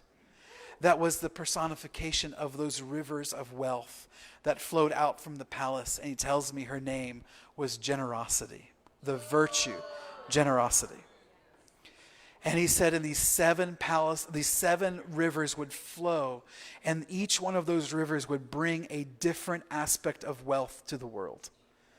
Only one of them was the coin. The others were things like children, friendships, the land itself, structures that are built that are both beautiful and they work. Like there was wealth in all of these types of things. I'm just giving you a few. And we just explored it. And those rivers, they were starting to flow again. And I never knew his name until one of the last days when we were there. And just he and I walked into that forest in the underworld with its silver trees and these gold luminescent leaves. Just imagine trees. Silver all over the bar. Everything was silver except the leaves, which were gold, and a forest of them. And we were walking through this silver and gold forest. And we get to this little clearing in the forest. And there was almost like a big stump of a tree. And there was a book on that. And that was his story. And that's where I read his name. And his name came out to me as the words Adama Noel. And when I learned his name, I looked it up. And it translates earthborn. Yeah. Adama, earth. Noel, born. The angel earthborn. It's fascinating. And whenever I tend to meet these spiritual beings, when we really get to know each other, it takes on that poetic flair. And so I read in that book poetry about him that then I knew I could write down and recite when I wanted to be in that presence of Adama Noel. I knew the words that would communicate across the veil. I would imply to you that the more that you start to experience the next age, the more the prosaic aspect of your life, that's what I'm doing right now, I'm talking prosaically, will start to meld with the poetic aspect of your life. It was the scientific revolution that said the poetic aspect was just for the artsy-fartsy people. And that if you really wanted to be productive, what we needed you to do was work the machines. And that's why we need you to just be prosaic. That's why in our society, 99 or more % of your life is lived in the prosaic. But the goal, just like with the Jew and the Gentile, is to take the two together and make them one. The poetry and the prose together, and to make one new kind of human being. Not long after he told me his name, we left. I felt like we had completed the mission. And I sailed out of his home on one of those rivers that left his palace. And before we left that river, I saw generosity coming back to meet him after centuries or millennia apart. It was a really cool moment. Not long after I met him, two things happened simultaneously. Someone approached me because they heard I was wanting to write a few more books. Because I've not written anything about nature or creation or the commission for the next stage, just haven't had the time. And someone said, I'm just going to commission you to do that. The same weekend, we were in Gainesville and met a lady who had just moved down from up north to escape a terrible relationship. We met her standing in the parking lot of a grocery store. And she had gotten a job here, but it's you can't live on it. There's no way. And she's a single mom, 2 kids. She's doing there's no addictions, there's no nothing. It's that dog eat dog world. There's no way she's going to make it. And my wife calls me from the parking lot. It's the same time, right? And she's like, we should do something. And I was like, oh yeah, we should. And that began a relationship with this lady that is still there today. And we still help because she's doing everything she can do. But notice what happened. Something was released, but so was generosity. And the two were totally entwined together. That there's not one without the other. If you're going to participate with these spiritual beings in the next age way.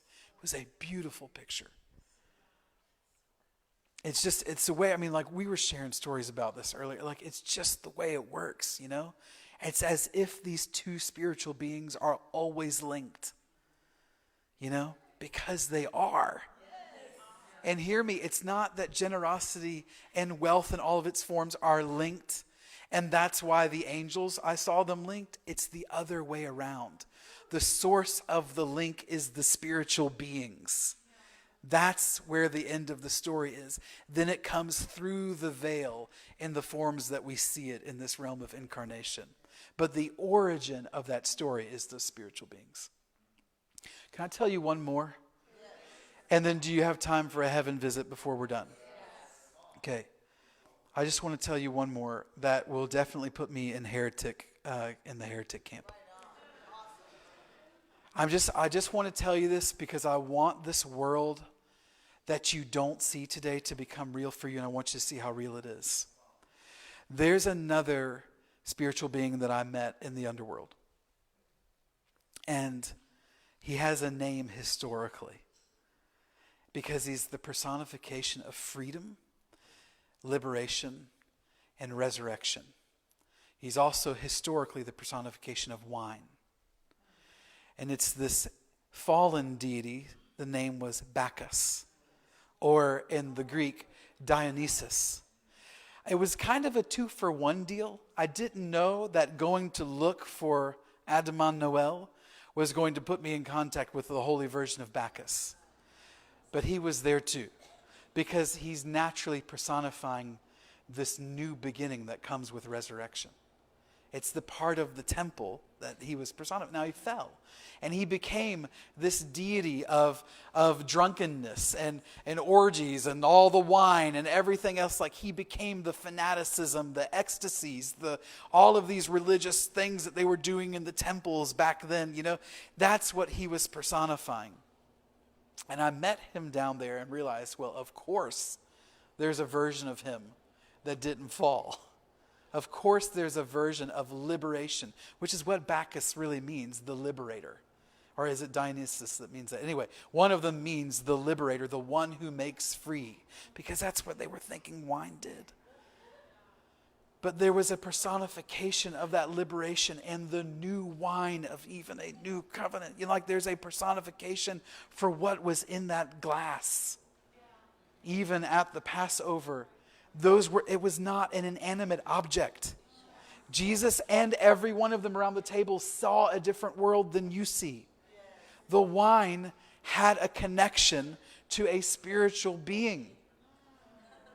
Now, if you really want to go down the rabbit hole, then you'll realize that Jesus, of course, worked with angels. Of course. That's why he's there in the garden at the end. He goes, hey, don't you know? Don't you know? I could call a legion right now.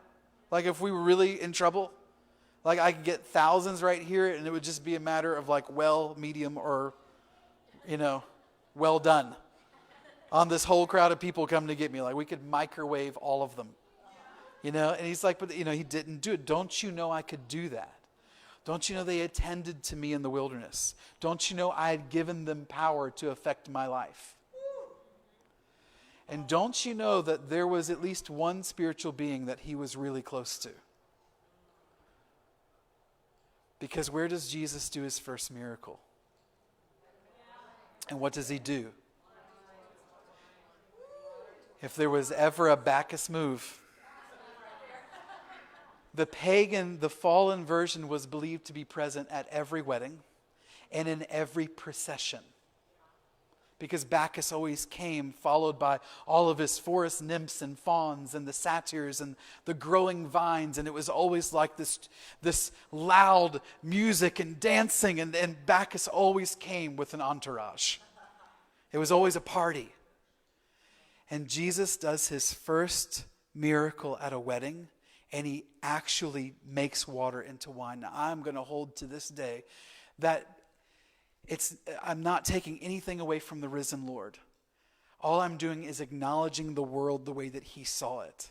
He's working with the spiritual beings. When he walked on the water, he wasn't walking on an inanimate object. The being he knew that personified the waters, probably Gabriel, was literally holding his feet up. Because he knows the water. He knew the wine. Are you there? What happens right before he goes to the crucifixion? He comes into the city in the triumphal entry. It's a Bacchus procession. Why do you think people got so offended? It's dancing and it's singing. What did they say about him? Dude, he's like, how can this be him? He's like a party animal. He's always hanging out. He's always having a party. He's hanging out with the drunks. You know? He's a drunkard. You know? It's exactly what because he's got a buddy, at least one. He's probably got 4 or 5 or 6 that he's really close to when he's doing his earthly ministry. But one of them was the holy version of Bacchus. And I am not the only or first person to say that.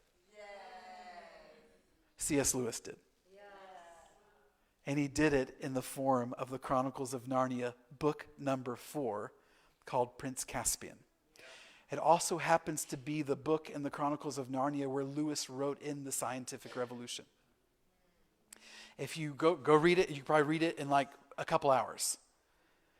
In that book, Narnia has fallen asleep. It's no longer spiritually alive. And men have turned to industry. And they've put all the kids in school. Because they've turned to compulsory education. They've decided that it's the state's job to raise the children. That professional strangers can do a better job than parents.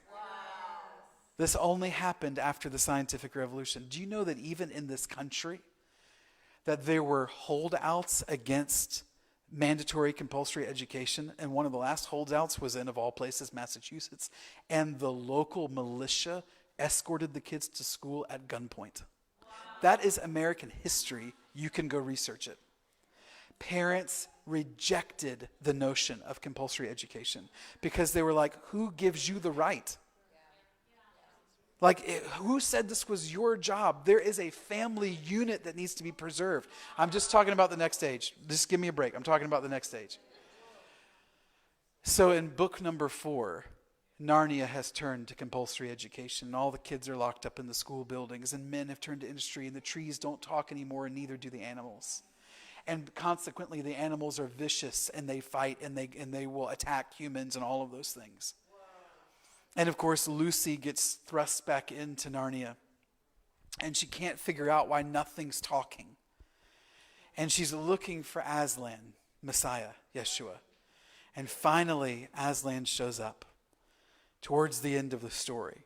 And he tells Lucy the instructions for going to wake up the trees again.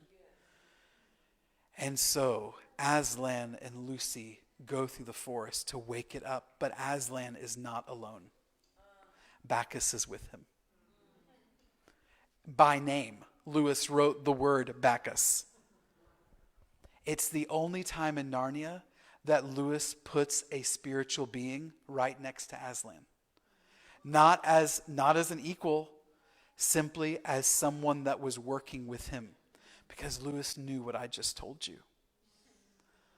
And so Bacchus goes through the forest, and his vines are growing, and the trees are waking up, and here come the procession of the fauns and the nymphs, and everyone's dancing, and the vines break things, and they break the schools, and the children are free, and they're done with compulsory education, and everything's being turned back to the way that it was. And Lewis then writes himself and all of us into the scene in the character of Lucy. And he writes the statement that at some point in this conversation, every single one of us has felt. When Lucy says, I would be way more afraid of Bacchus and his forest nymphs if Aslan weren't here. Wow. And that's Lewis acknowledging what he discovered. This is crazy. Are you telling me that these spiritual beings are really personifying the aspects of creation, and the Christ was working with one of them very closely for his entire 3-year ministry because he wanted to come make you free? And so he grabbed the virtue freedom, which in its fallen form was Bacchus, so that wherever Christ went, the virtue, freedom, and liberation and new wine and resurrection went with him. So that when he comes across the procession with the son that had died, he knows that there's the spiritual being that personifies resurrection there. And he's like, we can go to work. You know, I know you. We have a relationship. We've come to set them free, to be the liberator. So he asked the liberator to be with him throughout that entire earthly ministry. The end.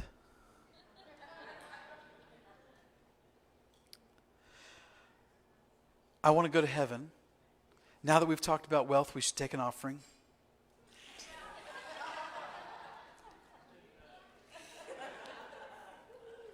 Listen, I had one goal tonight. I just had one goal. And that was to give you one more push to see a different world. To give you one more push of encouragement to not take the crap that this system in this world is giving you. To not get bogged down.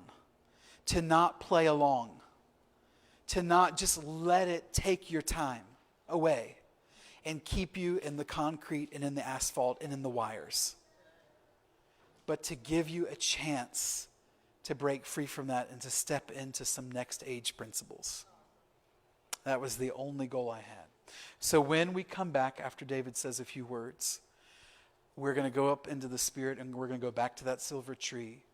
And if you would like to, I want you to have an opportunity to meet the liberator, the spiritual being that is the personification of the new wine and liberation and freedom and resurrection. And I want you to be able to meet Adaman Noel, if you would like. This personification of what's underneath us. And of course, I want Messiah there to be your chaperone so that you can agree with Lucy. I would be much more afraid of the underworld and of Bacchus if he weren't here. Here you go.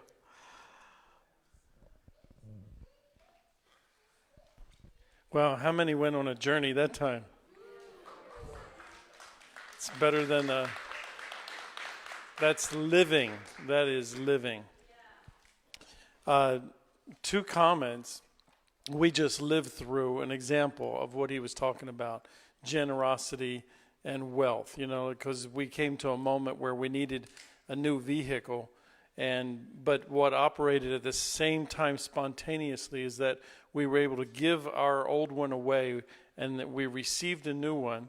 And at the same time, finances came in from a contract that we were waiting on. It was really amazing, like how God orchestrated all that. So now it all makes sense why that all works together. Amen. If you want to read a fascinating book, one of my favorite books of all time is by Dr. Michael Heiser, and it's Heiser. It's called The Unseen Realm. It's about this thick, and it costs, I think, at least maybe $40, $50. But I'll tell you what, it breaks this down. It proves it from a scholarly position, but proves it all biblically because he goes back into the Greek. He's fluent in Hebrew, Greek, ancient history, biblical history, and he's a real scholar. So there's so much that he goes into in this whole realm. It's an excellent book. When I started, I just couldn't put it down. That's how good it is. So, but we do want to sow into Chris and his ministry, and we want him to come back, don't we? On a regular basis. Come on, he only lives in Gainesville. We should have top priority because we're only an hour and a half away. Yeah. No, we won't wait a year. Because there's a lot of hungry people that want more of this. And so if you're making out a check, please make it out to GFC, and we'll give them one check at the end of the weekend. If you want a credit card slip, just stand on your chair, wave fanatically at an usher. And there's a couple up here. And you can also go online at gloryfirechurch.com and donate. I know a lot of people are watching. If you'd like to sow into Chris, and I highly recommend that you buy his books, but sow into him as well. And just go on gloryfirechurch.com, click on the donation button, and then in the memo line, put in for Chris Carter, and we'll make sure he gets that. And thank you. Thank you for joining us. Thank you for being an extended family out there that participates. We read all your comments. We appreciate you, and we count you as part of our the body. So we just appreciate you. And then as soon as you have your gift ready, please bring it up to the treasury boxes on the stage, and we're just going to pray over it, Thank you for being here this weekend. We look forward to seeing you again real soon. We're going to go into exercises and activation. Activating imagination. So let's pray. Father, we thank you for this revelation. Thank you for the seed of a revelation that you've unlocked in our heart, Father, and that you're creating and opening our divine imaginations. Father, that you're activating us to see beyond the natural, see into the unseen realm. And Father, we just ask that your grace be upon us, that you breathe into us and make us living, fully alive to appreciate all that you have created beyond what we can see in the natural. And Lord, we just ask you to breathe on this offering. We ask you for creative power to expand it and to multiply it and multiply it back to everyone who sows. Father, let it be, let them find an increase in their life. Father, in every way, over their health, Father, over their finances, over revelation, over the knowledge, over everyone that is in their family and their extended families, Father. And we give you all honor and glory tonight in Jesus' name. Amen. We'll do a little music and things like that in just a minute. Before we jump up into the heavens together, I didn't get to talking to you about the seasons and in particular winter. I got a little long-winded about Bacchus and the forest nymphs. I get a little excited about that stuff. If you want to, this is my open invitation to you. This coming Thursday night, I have a Zoom call, and it's just a heavenly experience for anybody that wants to go up into the heavens and meet winter. Okay, so if you can, these seasons, again, there's personification in the spiritual beings. Winter has such an important purpose in our lives. Oftentimes, it gets rushed out because as soon as Christmas is over, our society goes straight to the next consumer thing. And the next consumer things are in spring. That's why if you go to the stores, they're already on bathing suits and flowers. Okay? Because you consumed, and now the world's like, now on to the next thing that we need you to consume. But don't do it. Slow down. There's a point to winter, and I would like you to go meet her. So it's my invitation to you, if you would like to join me, if you just go to my Facebook page, which is Christopher Carter, or the official one is Christopher Paul Carter, there's a post in there with the Zoom link that you'd click. If you're going to do it, though, I just really recommend, if you know other people that are going to do it, get in a group and watch it on one screen, because there's a moment where, like, there's a number and Zoom's like, we're done. Like, we just can't take any more people. And so we did one at Christmas, and a lot of people got kicked off. And so the more you can group together and just have one person sign in, Zoom thinks that's one person, but there could be 5 of you watching, you know? So do that and come do a winter heavenly experience with me and my wife. It is open to everyone. It is totally free. It's just get on Zoom and let's go to heaven together. We did it over Christmas, and it was so much fun. We had people all over the world ascending together, and it was a riot going up and to celebrate Christmas time with the Father and the Spirit. Was anybody on that call with us? Anybody do that? Just a couple? All right, so it's new for a lot of you. So that's there, and it's, again, you just jump on. There's no cost. I don't even push a product. There's no shameless product placement moment either. It's just let's go to heaven freely, okay? Now, shameless product placement moment, and then I see that question. This will be out there when we're done. If you want to take a look at some online classes, I think that's a great way to continue going. So I've got a 21-day imagination booster online class. Of all the online classes I've ever done, that one has, like, people love that one more than anything I've ever done online. So that's got to be worth something. I don't know, but it's probably all right at least. And then there's an Archangel Discovery out there, and then I'm starting one probably late in February called Angels, Stars, Myth. And so I was getting a request to do an in-depth Mazzaroth and an in-depth angel. I wanted to let people rediscover the importance of mythology and how that fuels your imagination and the way that you perceive the angelic world.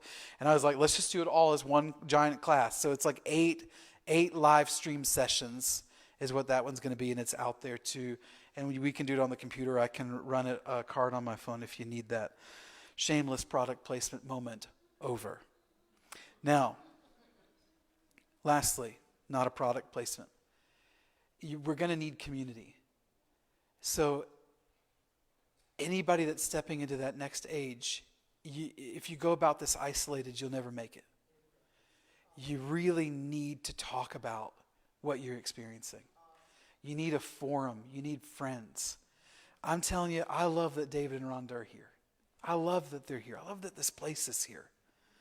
I love that this has been ongoing for so long. It blows my mind now, you know? I love that this place is here. I'm telling you, any way that I can, I'm available for you also. I also teach high school students. That takes a lot of time. But I love I know, thank you. Pray for me. No, I'm just kidding. I love it. Listen, I love it. I'm probably at I bet this is the only place in America, but I get to do what I do there. And so we go to heaven all the time.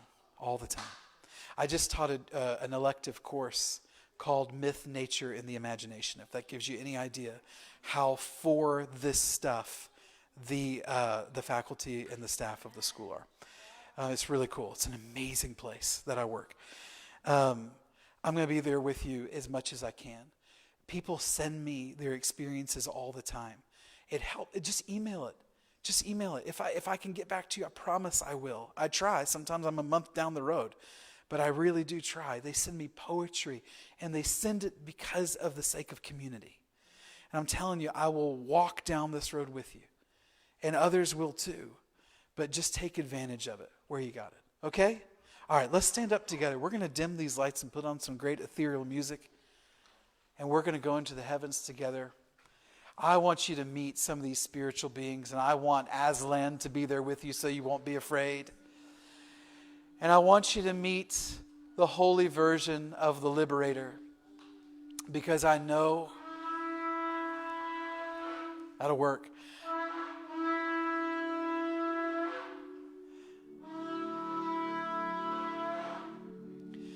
Because I know that there's things personally that I know you want freedom from, but I also know that you want freedom.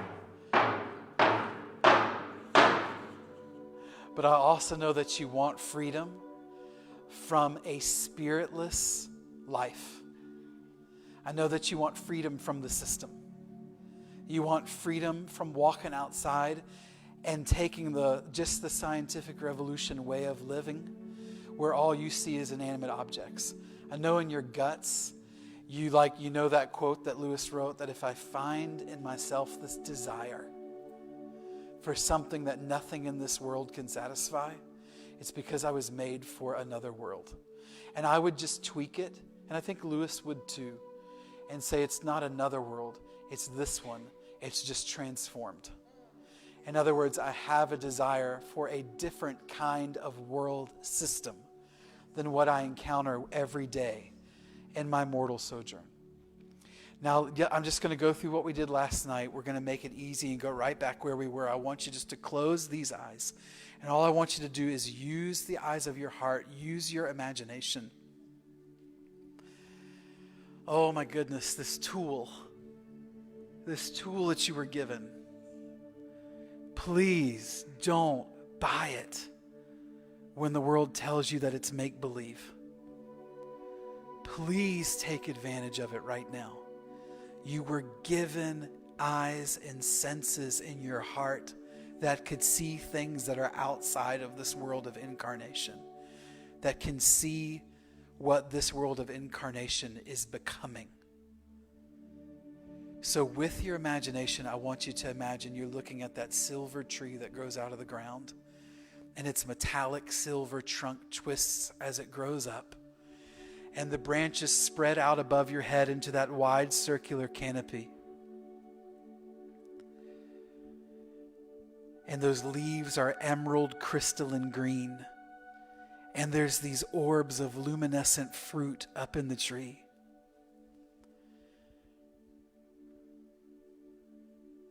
And you look down to where the trunk meets the ground, and you see that verdant, thick, green moss, that short green moss, like a carpet that nature made, all around the trunk of the silver tree. And then that wide walking circular path around the clearing with the benches around the perimeter. The path is made of stone. There's actually some design in that stone if you were to look at it. And just let yourself be there.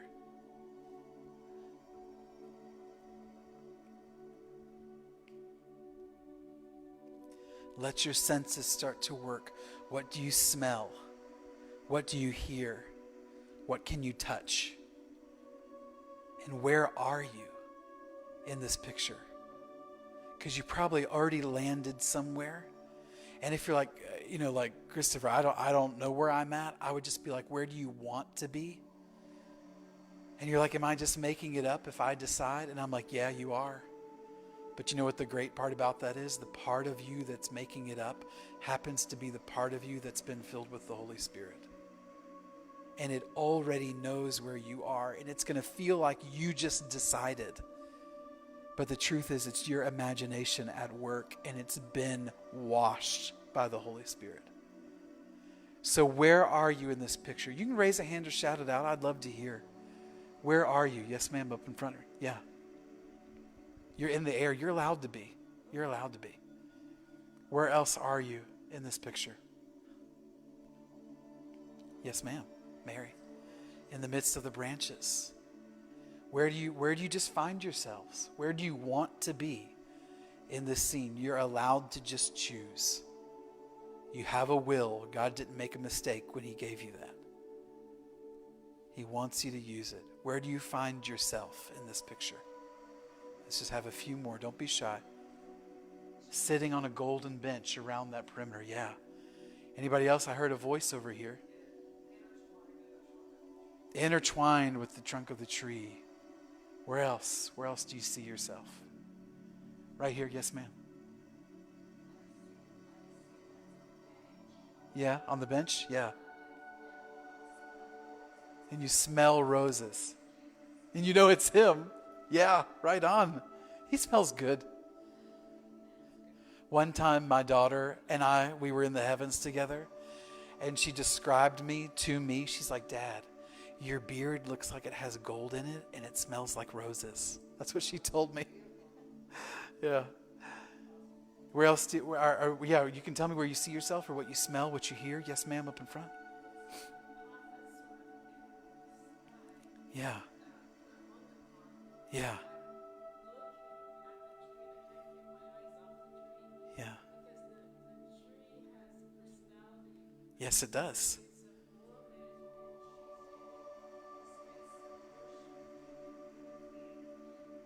Yeah. Yeah, it's beautiful. You see the tree personified. You're sensing that spiritual being that's personifying. Yeah, keep looking. Don't stop. Yeah. Absolutely. Now, wherever you are, wherever you've allowed yourself to be in this picture, let's ask that question, Lord, where are you in this picture? And trust your very first impressions. Lord, where are you in this picture?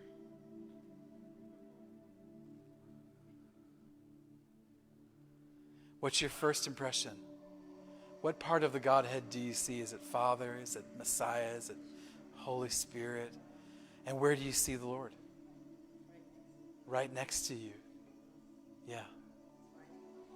He's riding in the moss. That's a cool picture. Love it. Yeah. Where else do you see the Lord? And you know, a great thing to do is go, all right, Lord, would you come close to me or should I come close to you?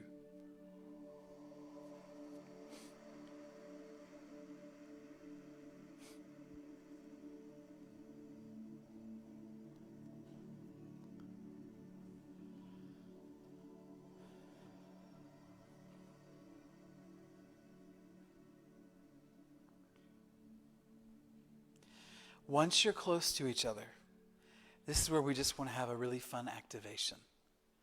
If you want to, and believe me, you are under no pressure. If you just want to hang out here with Jesus and just talk, you are free to do so. If you want to meet one of these spiritual beings, Let's ask him to make an introduction. Now, you're allowed to just say, hey, Lord, would you introduce me to this angelic presence that embodies liberation and new wine and resurrection? I see him in the classic form, typically with the leafy laurel crown, and he's all woodsy and wild, you know. But you might see something totally different. Or you might be like, Lord, I really want to meet that personification of what's underneath me. That personification of what's under the earth and the wealth and the past and the new beginnings and all those things. And of course, I see him again dressed in those rich purples with that leafy golden crown. That's how I see those spiritual beings. You're allowed to let your imagination do the work here. And if you feel like it, just ask the Lord to make that introduction. Would you let me meet one of these angels that's always in your presence? And let the Lord be the chaperone, and let the Lord make the introduction here. I mean, some of you are like overachievers. I feel like Nina was like, I want to meet both, you know? And so I didn't I? Yeah, I knew. Yeah, I'll take them both, Lord. Let's go, All right, so overachievers, focus on one at a time. Pick one first, Yeah. Yeah, and just let your imagination show you what's the angel look like. You might know them by a different name than I know them, because I guarantee you there's more than one that personifies these things. There's so many of these spiritual beings. I know them by a name and by a certain look because that's my life. Your experience might be so particular to you.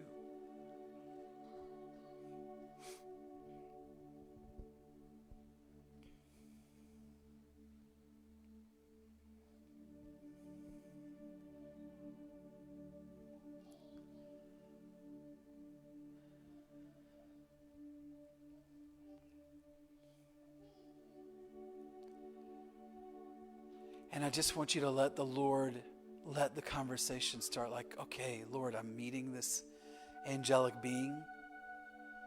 If you're meeting the liberator, the virtue, because there's a whole class of angels called virtues. I think Bacchus might have been a fallen virtue. It's probably why he was so powerful, so powerful historically in the pagan form. But if you're meeting the liberator, that one that personifies the principle of resurrection, you might, with Jesus as your chaperone there, just want to go, all right, I'm going to be honest. This is where I really need the freedom in my life. This is where I really want to break out and let the wildness of the liberator break me out of this system that I'm in. Maybe it's a system in your mind. Maybe it's something you've been through. It might be this big thing that we've talked about tonight, this world system that wants to keep you dumbed down and not using the eyes of your heart to see the temple that God made. It could be the big one. It could be something small. It could be like, I'm just tired of going through the same negative thoughts every single day. And I need the resurrection. I need the liberator. I need the new wine of a new agreement between me and God. And you can let that angel show you that cup of new wine that you can drink with. If you're meeting with, again, I know him as Adamon Noel. If you're meeting with him, earthborn, you might just want to say something like, hey, again, Jesus is your chaperone here. You could be like, Lord, can Adama show me the areas, the kinds of wealth he wants to release in my life? Or she, you could be seeing a personification of the underworld that's a she. Really, you can't do this wrong unless you're seeing something dark that doesn't acknowledge that Jesus is the risen Lord. Okay, that's the only way you can mess this up.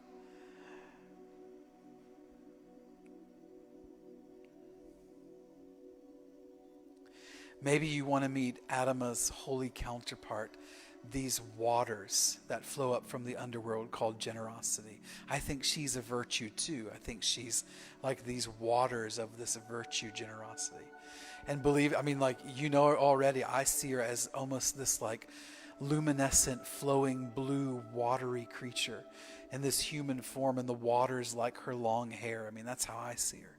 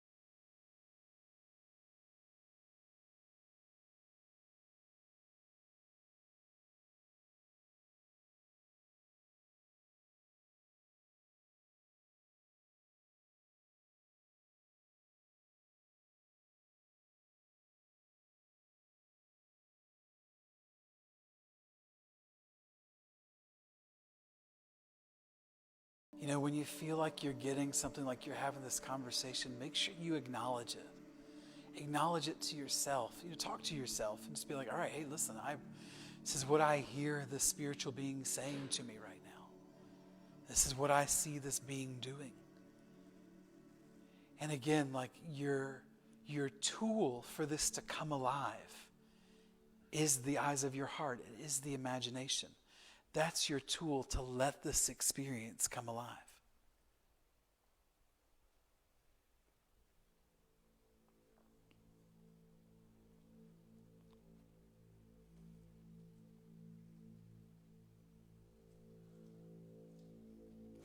And when you feel like you're having this interaction with this being, look back at the Lord and tell the Lord what you're experiencing and see if he wants to add anything to it.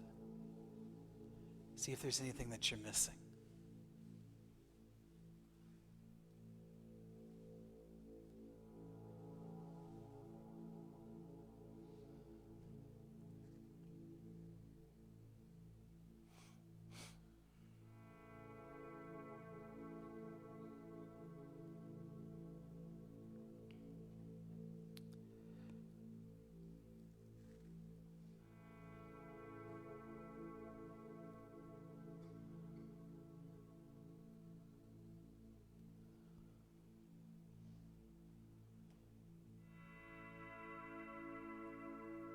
It's kind of fun for me because when you start to acknowledge their presence, your acknowledging starts to bring it into this world of incarnation. And so, like at first, you know, it's like you see the silver tree and you're around there, and then you can like start to feel them in the room. You know, because by looking at them and acknowledging them, they start to come into this world of incarnation because of your observation. You know, and then you start, like, in what I'm doing right now is now I'm looking at these spiritual beings, like, filling in the room, you know, like looking, like standing at the four corners, and I'm watching Adama with his gold laurel leaf crown standing over here on the left. And, you know, these beings start to come in to make up all the parts of this temple that we've been called to dwell in.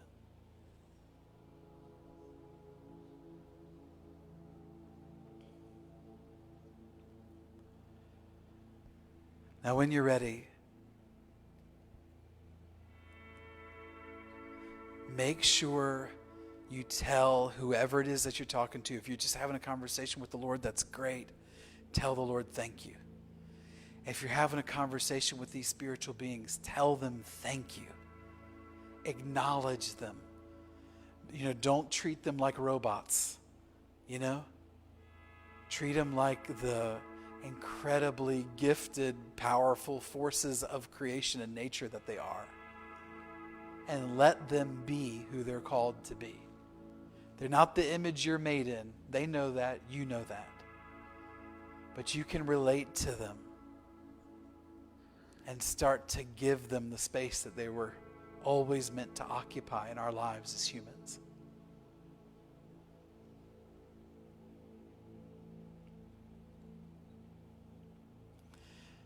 And then when you feel like you're ready, just go ahead and just have a seat. If you said thank you, you've said goodbye, you've done all those things.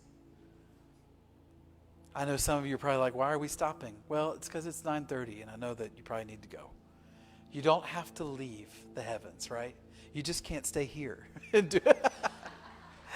You know? But you can go home and go back. I just want to leave you with one thought, really. I think community, especially if you feel any calling at all into the next stage, community is so important. If you're friends with me on Facebook and you live in Florida, which is I do now, have for about a year and a half. Listen, I might just randomly, like on some Sunday afternoon, just say, hey, I'm going to go kayak with my wife and kids down Crystal Springs or Rainbow Springs or someplace like that. You want to join me? And just come meet me out there. And I'll be like, listen, I'm going to be there at this time, and I'm getting the kayak from this outlet.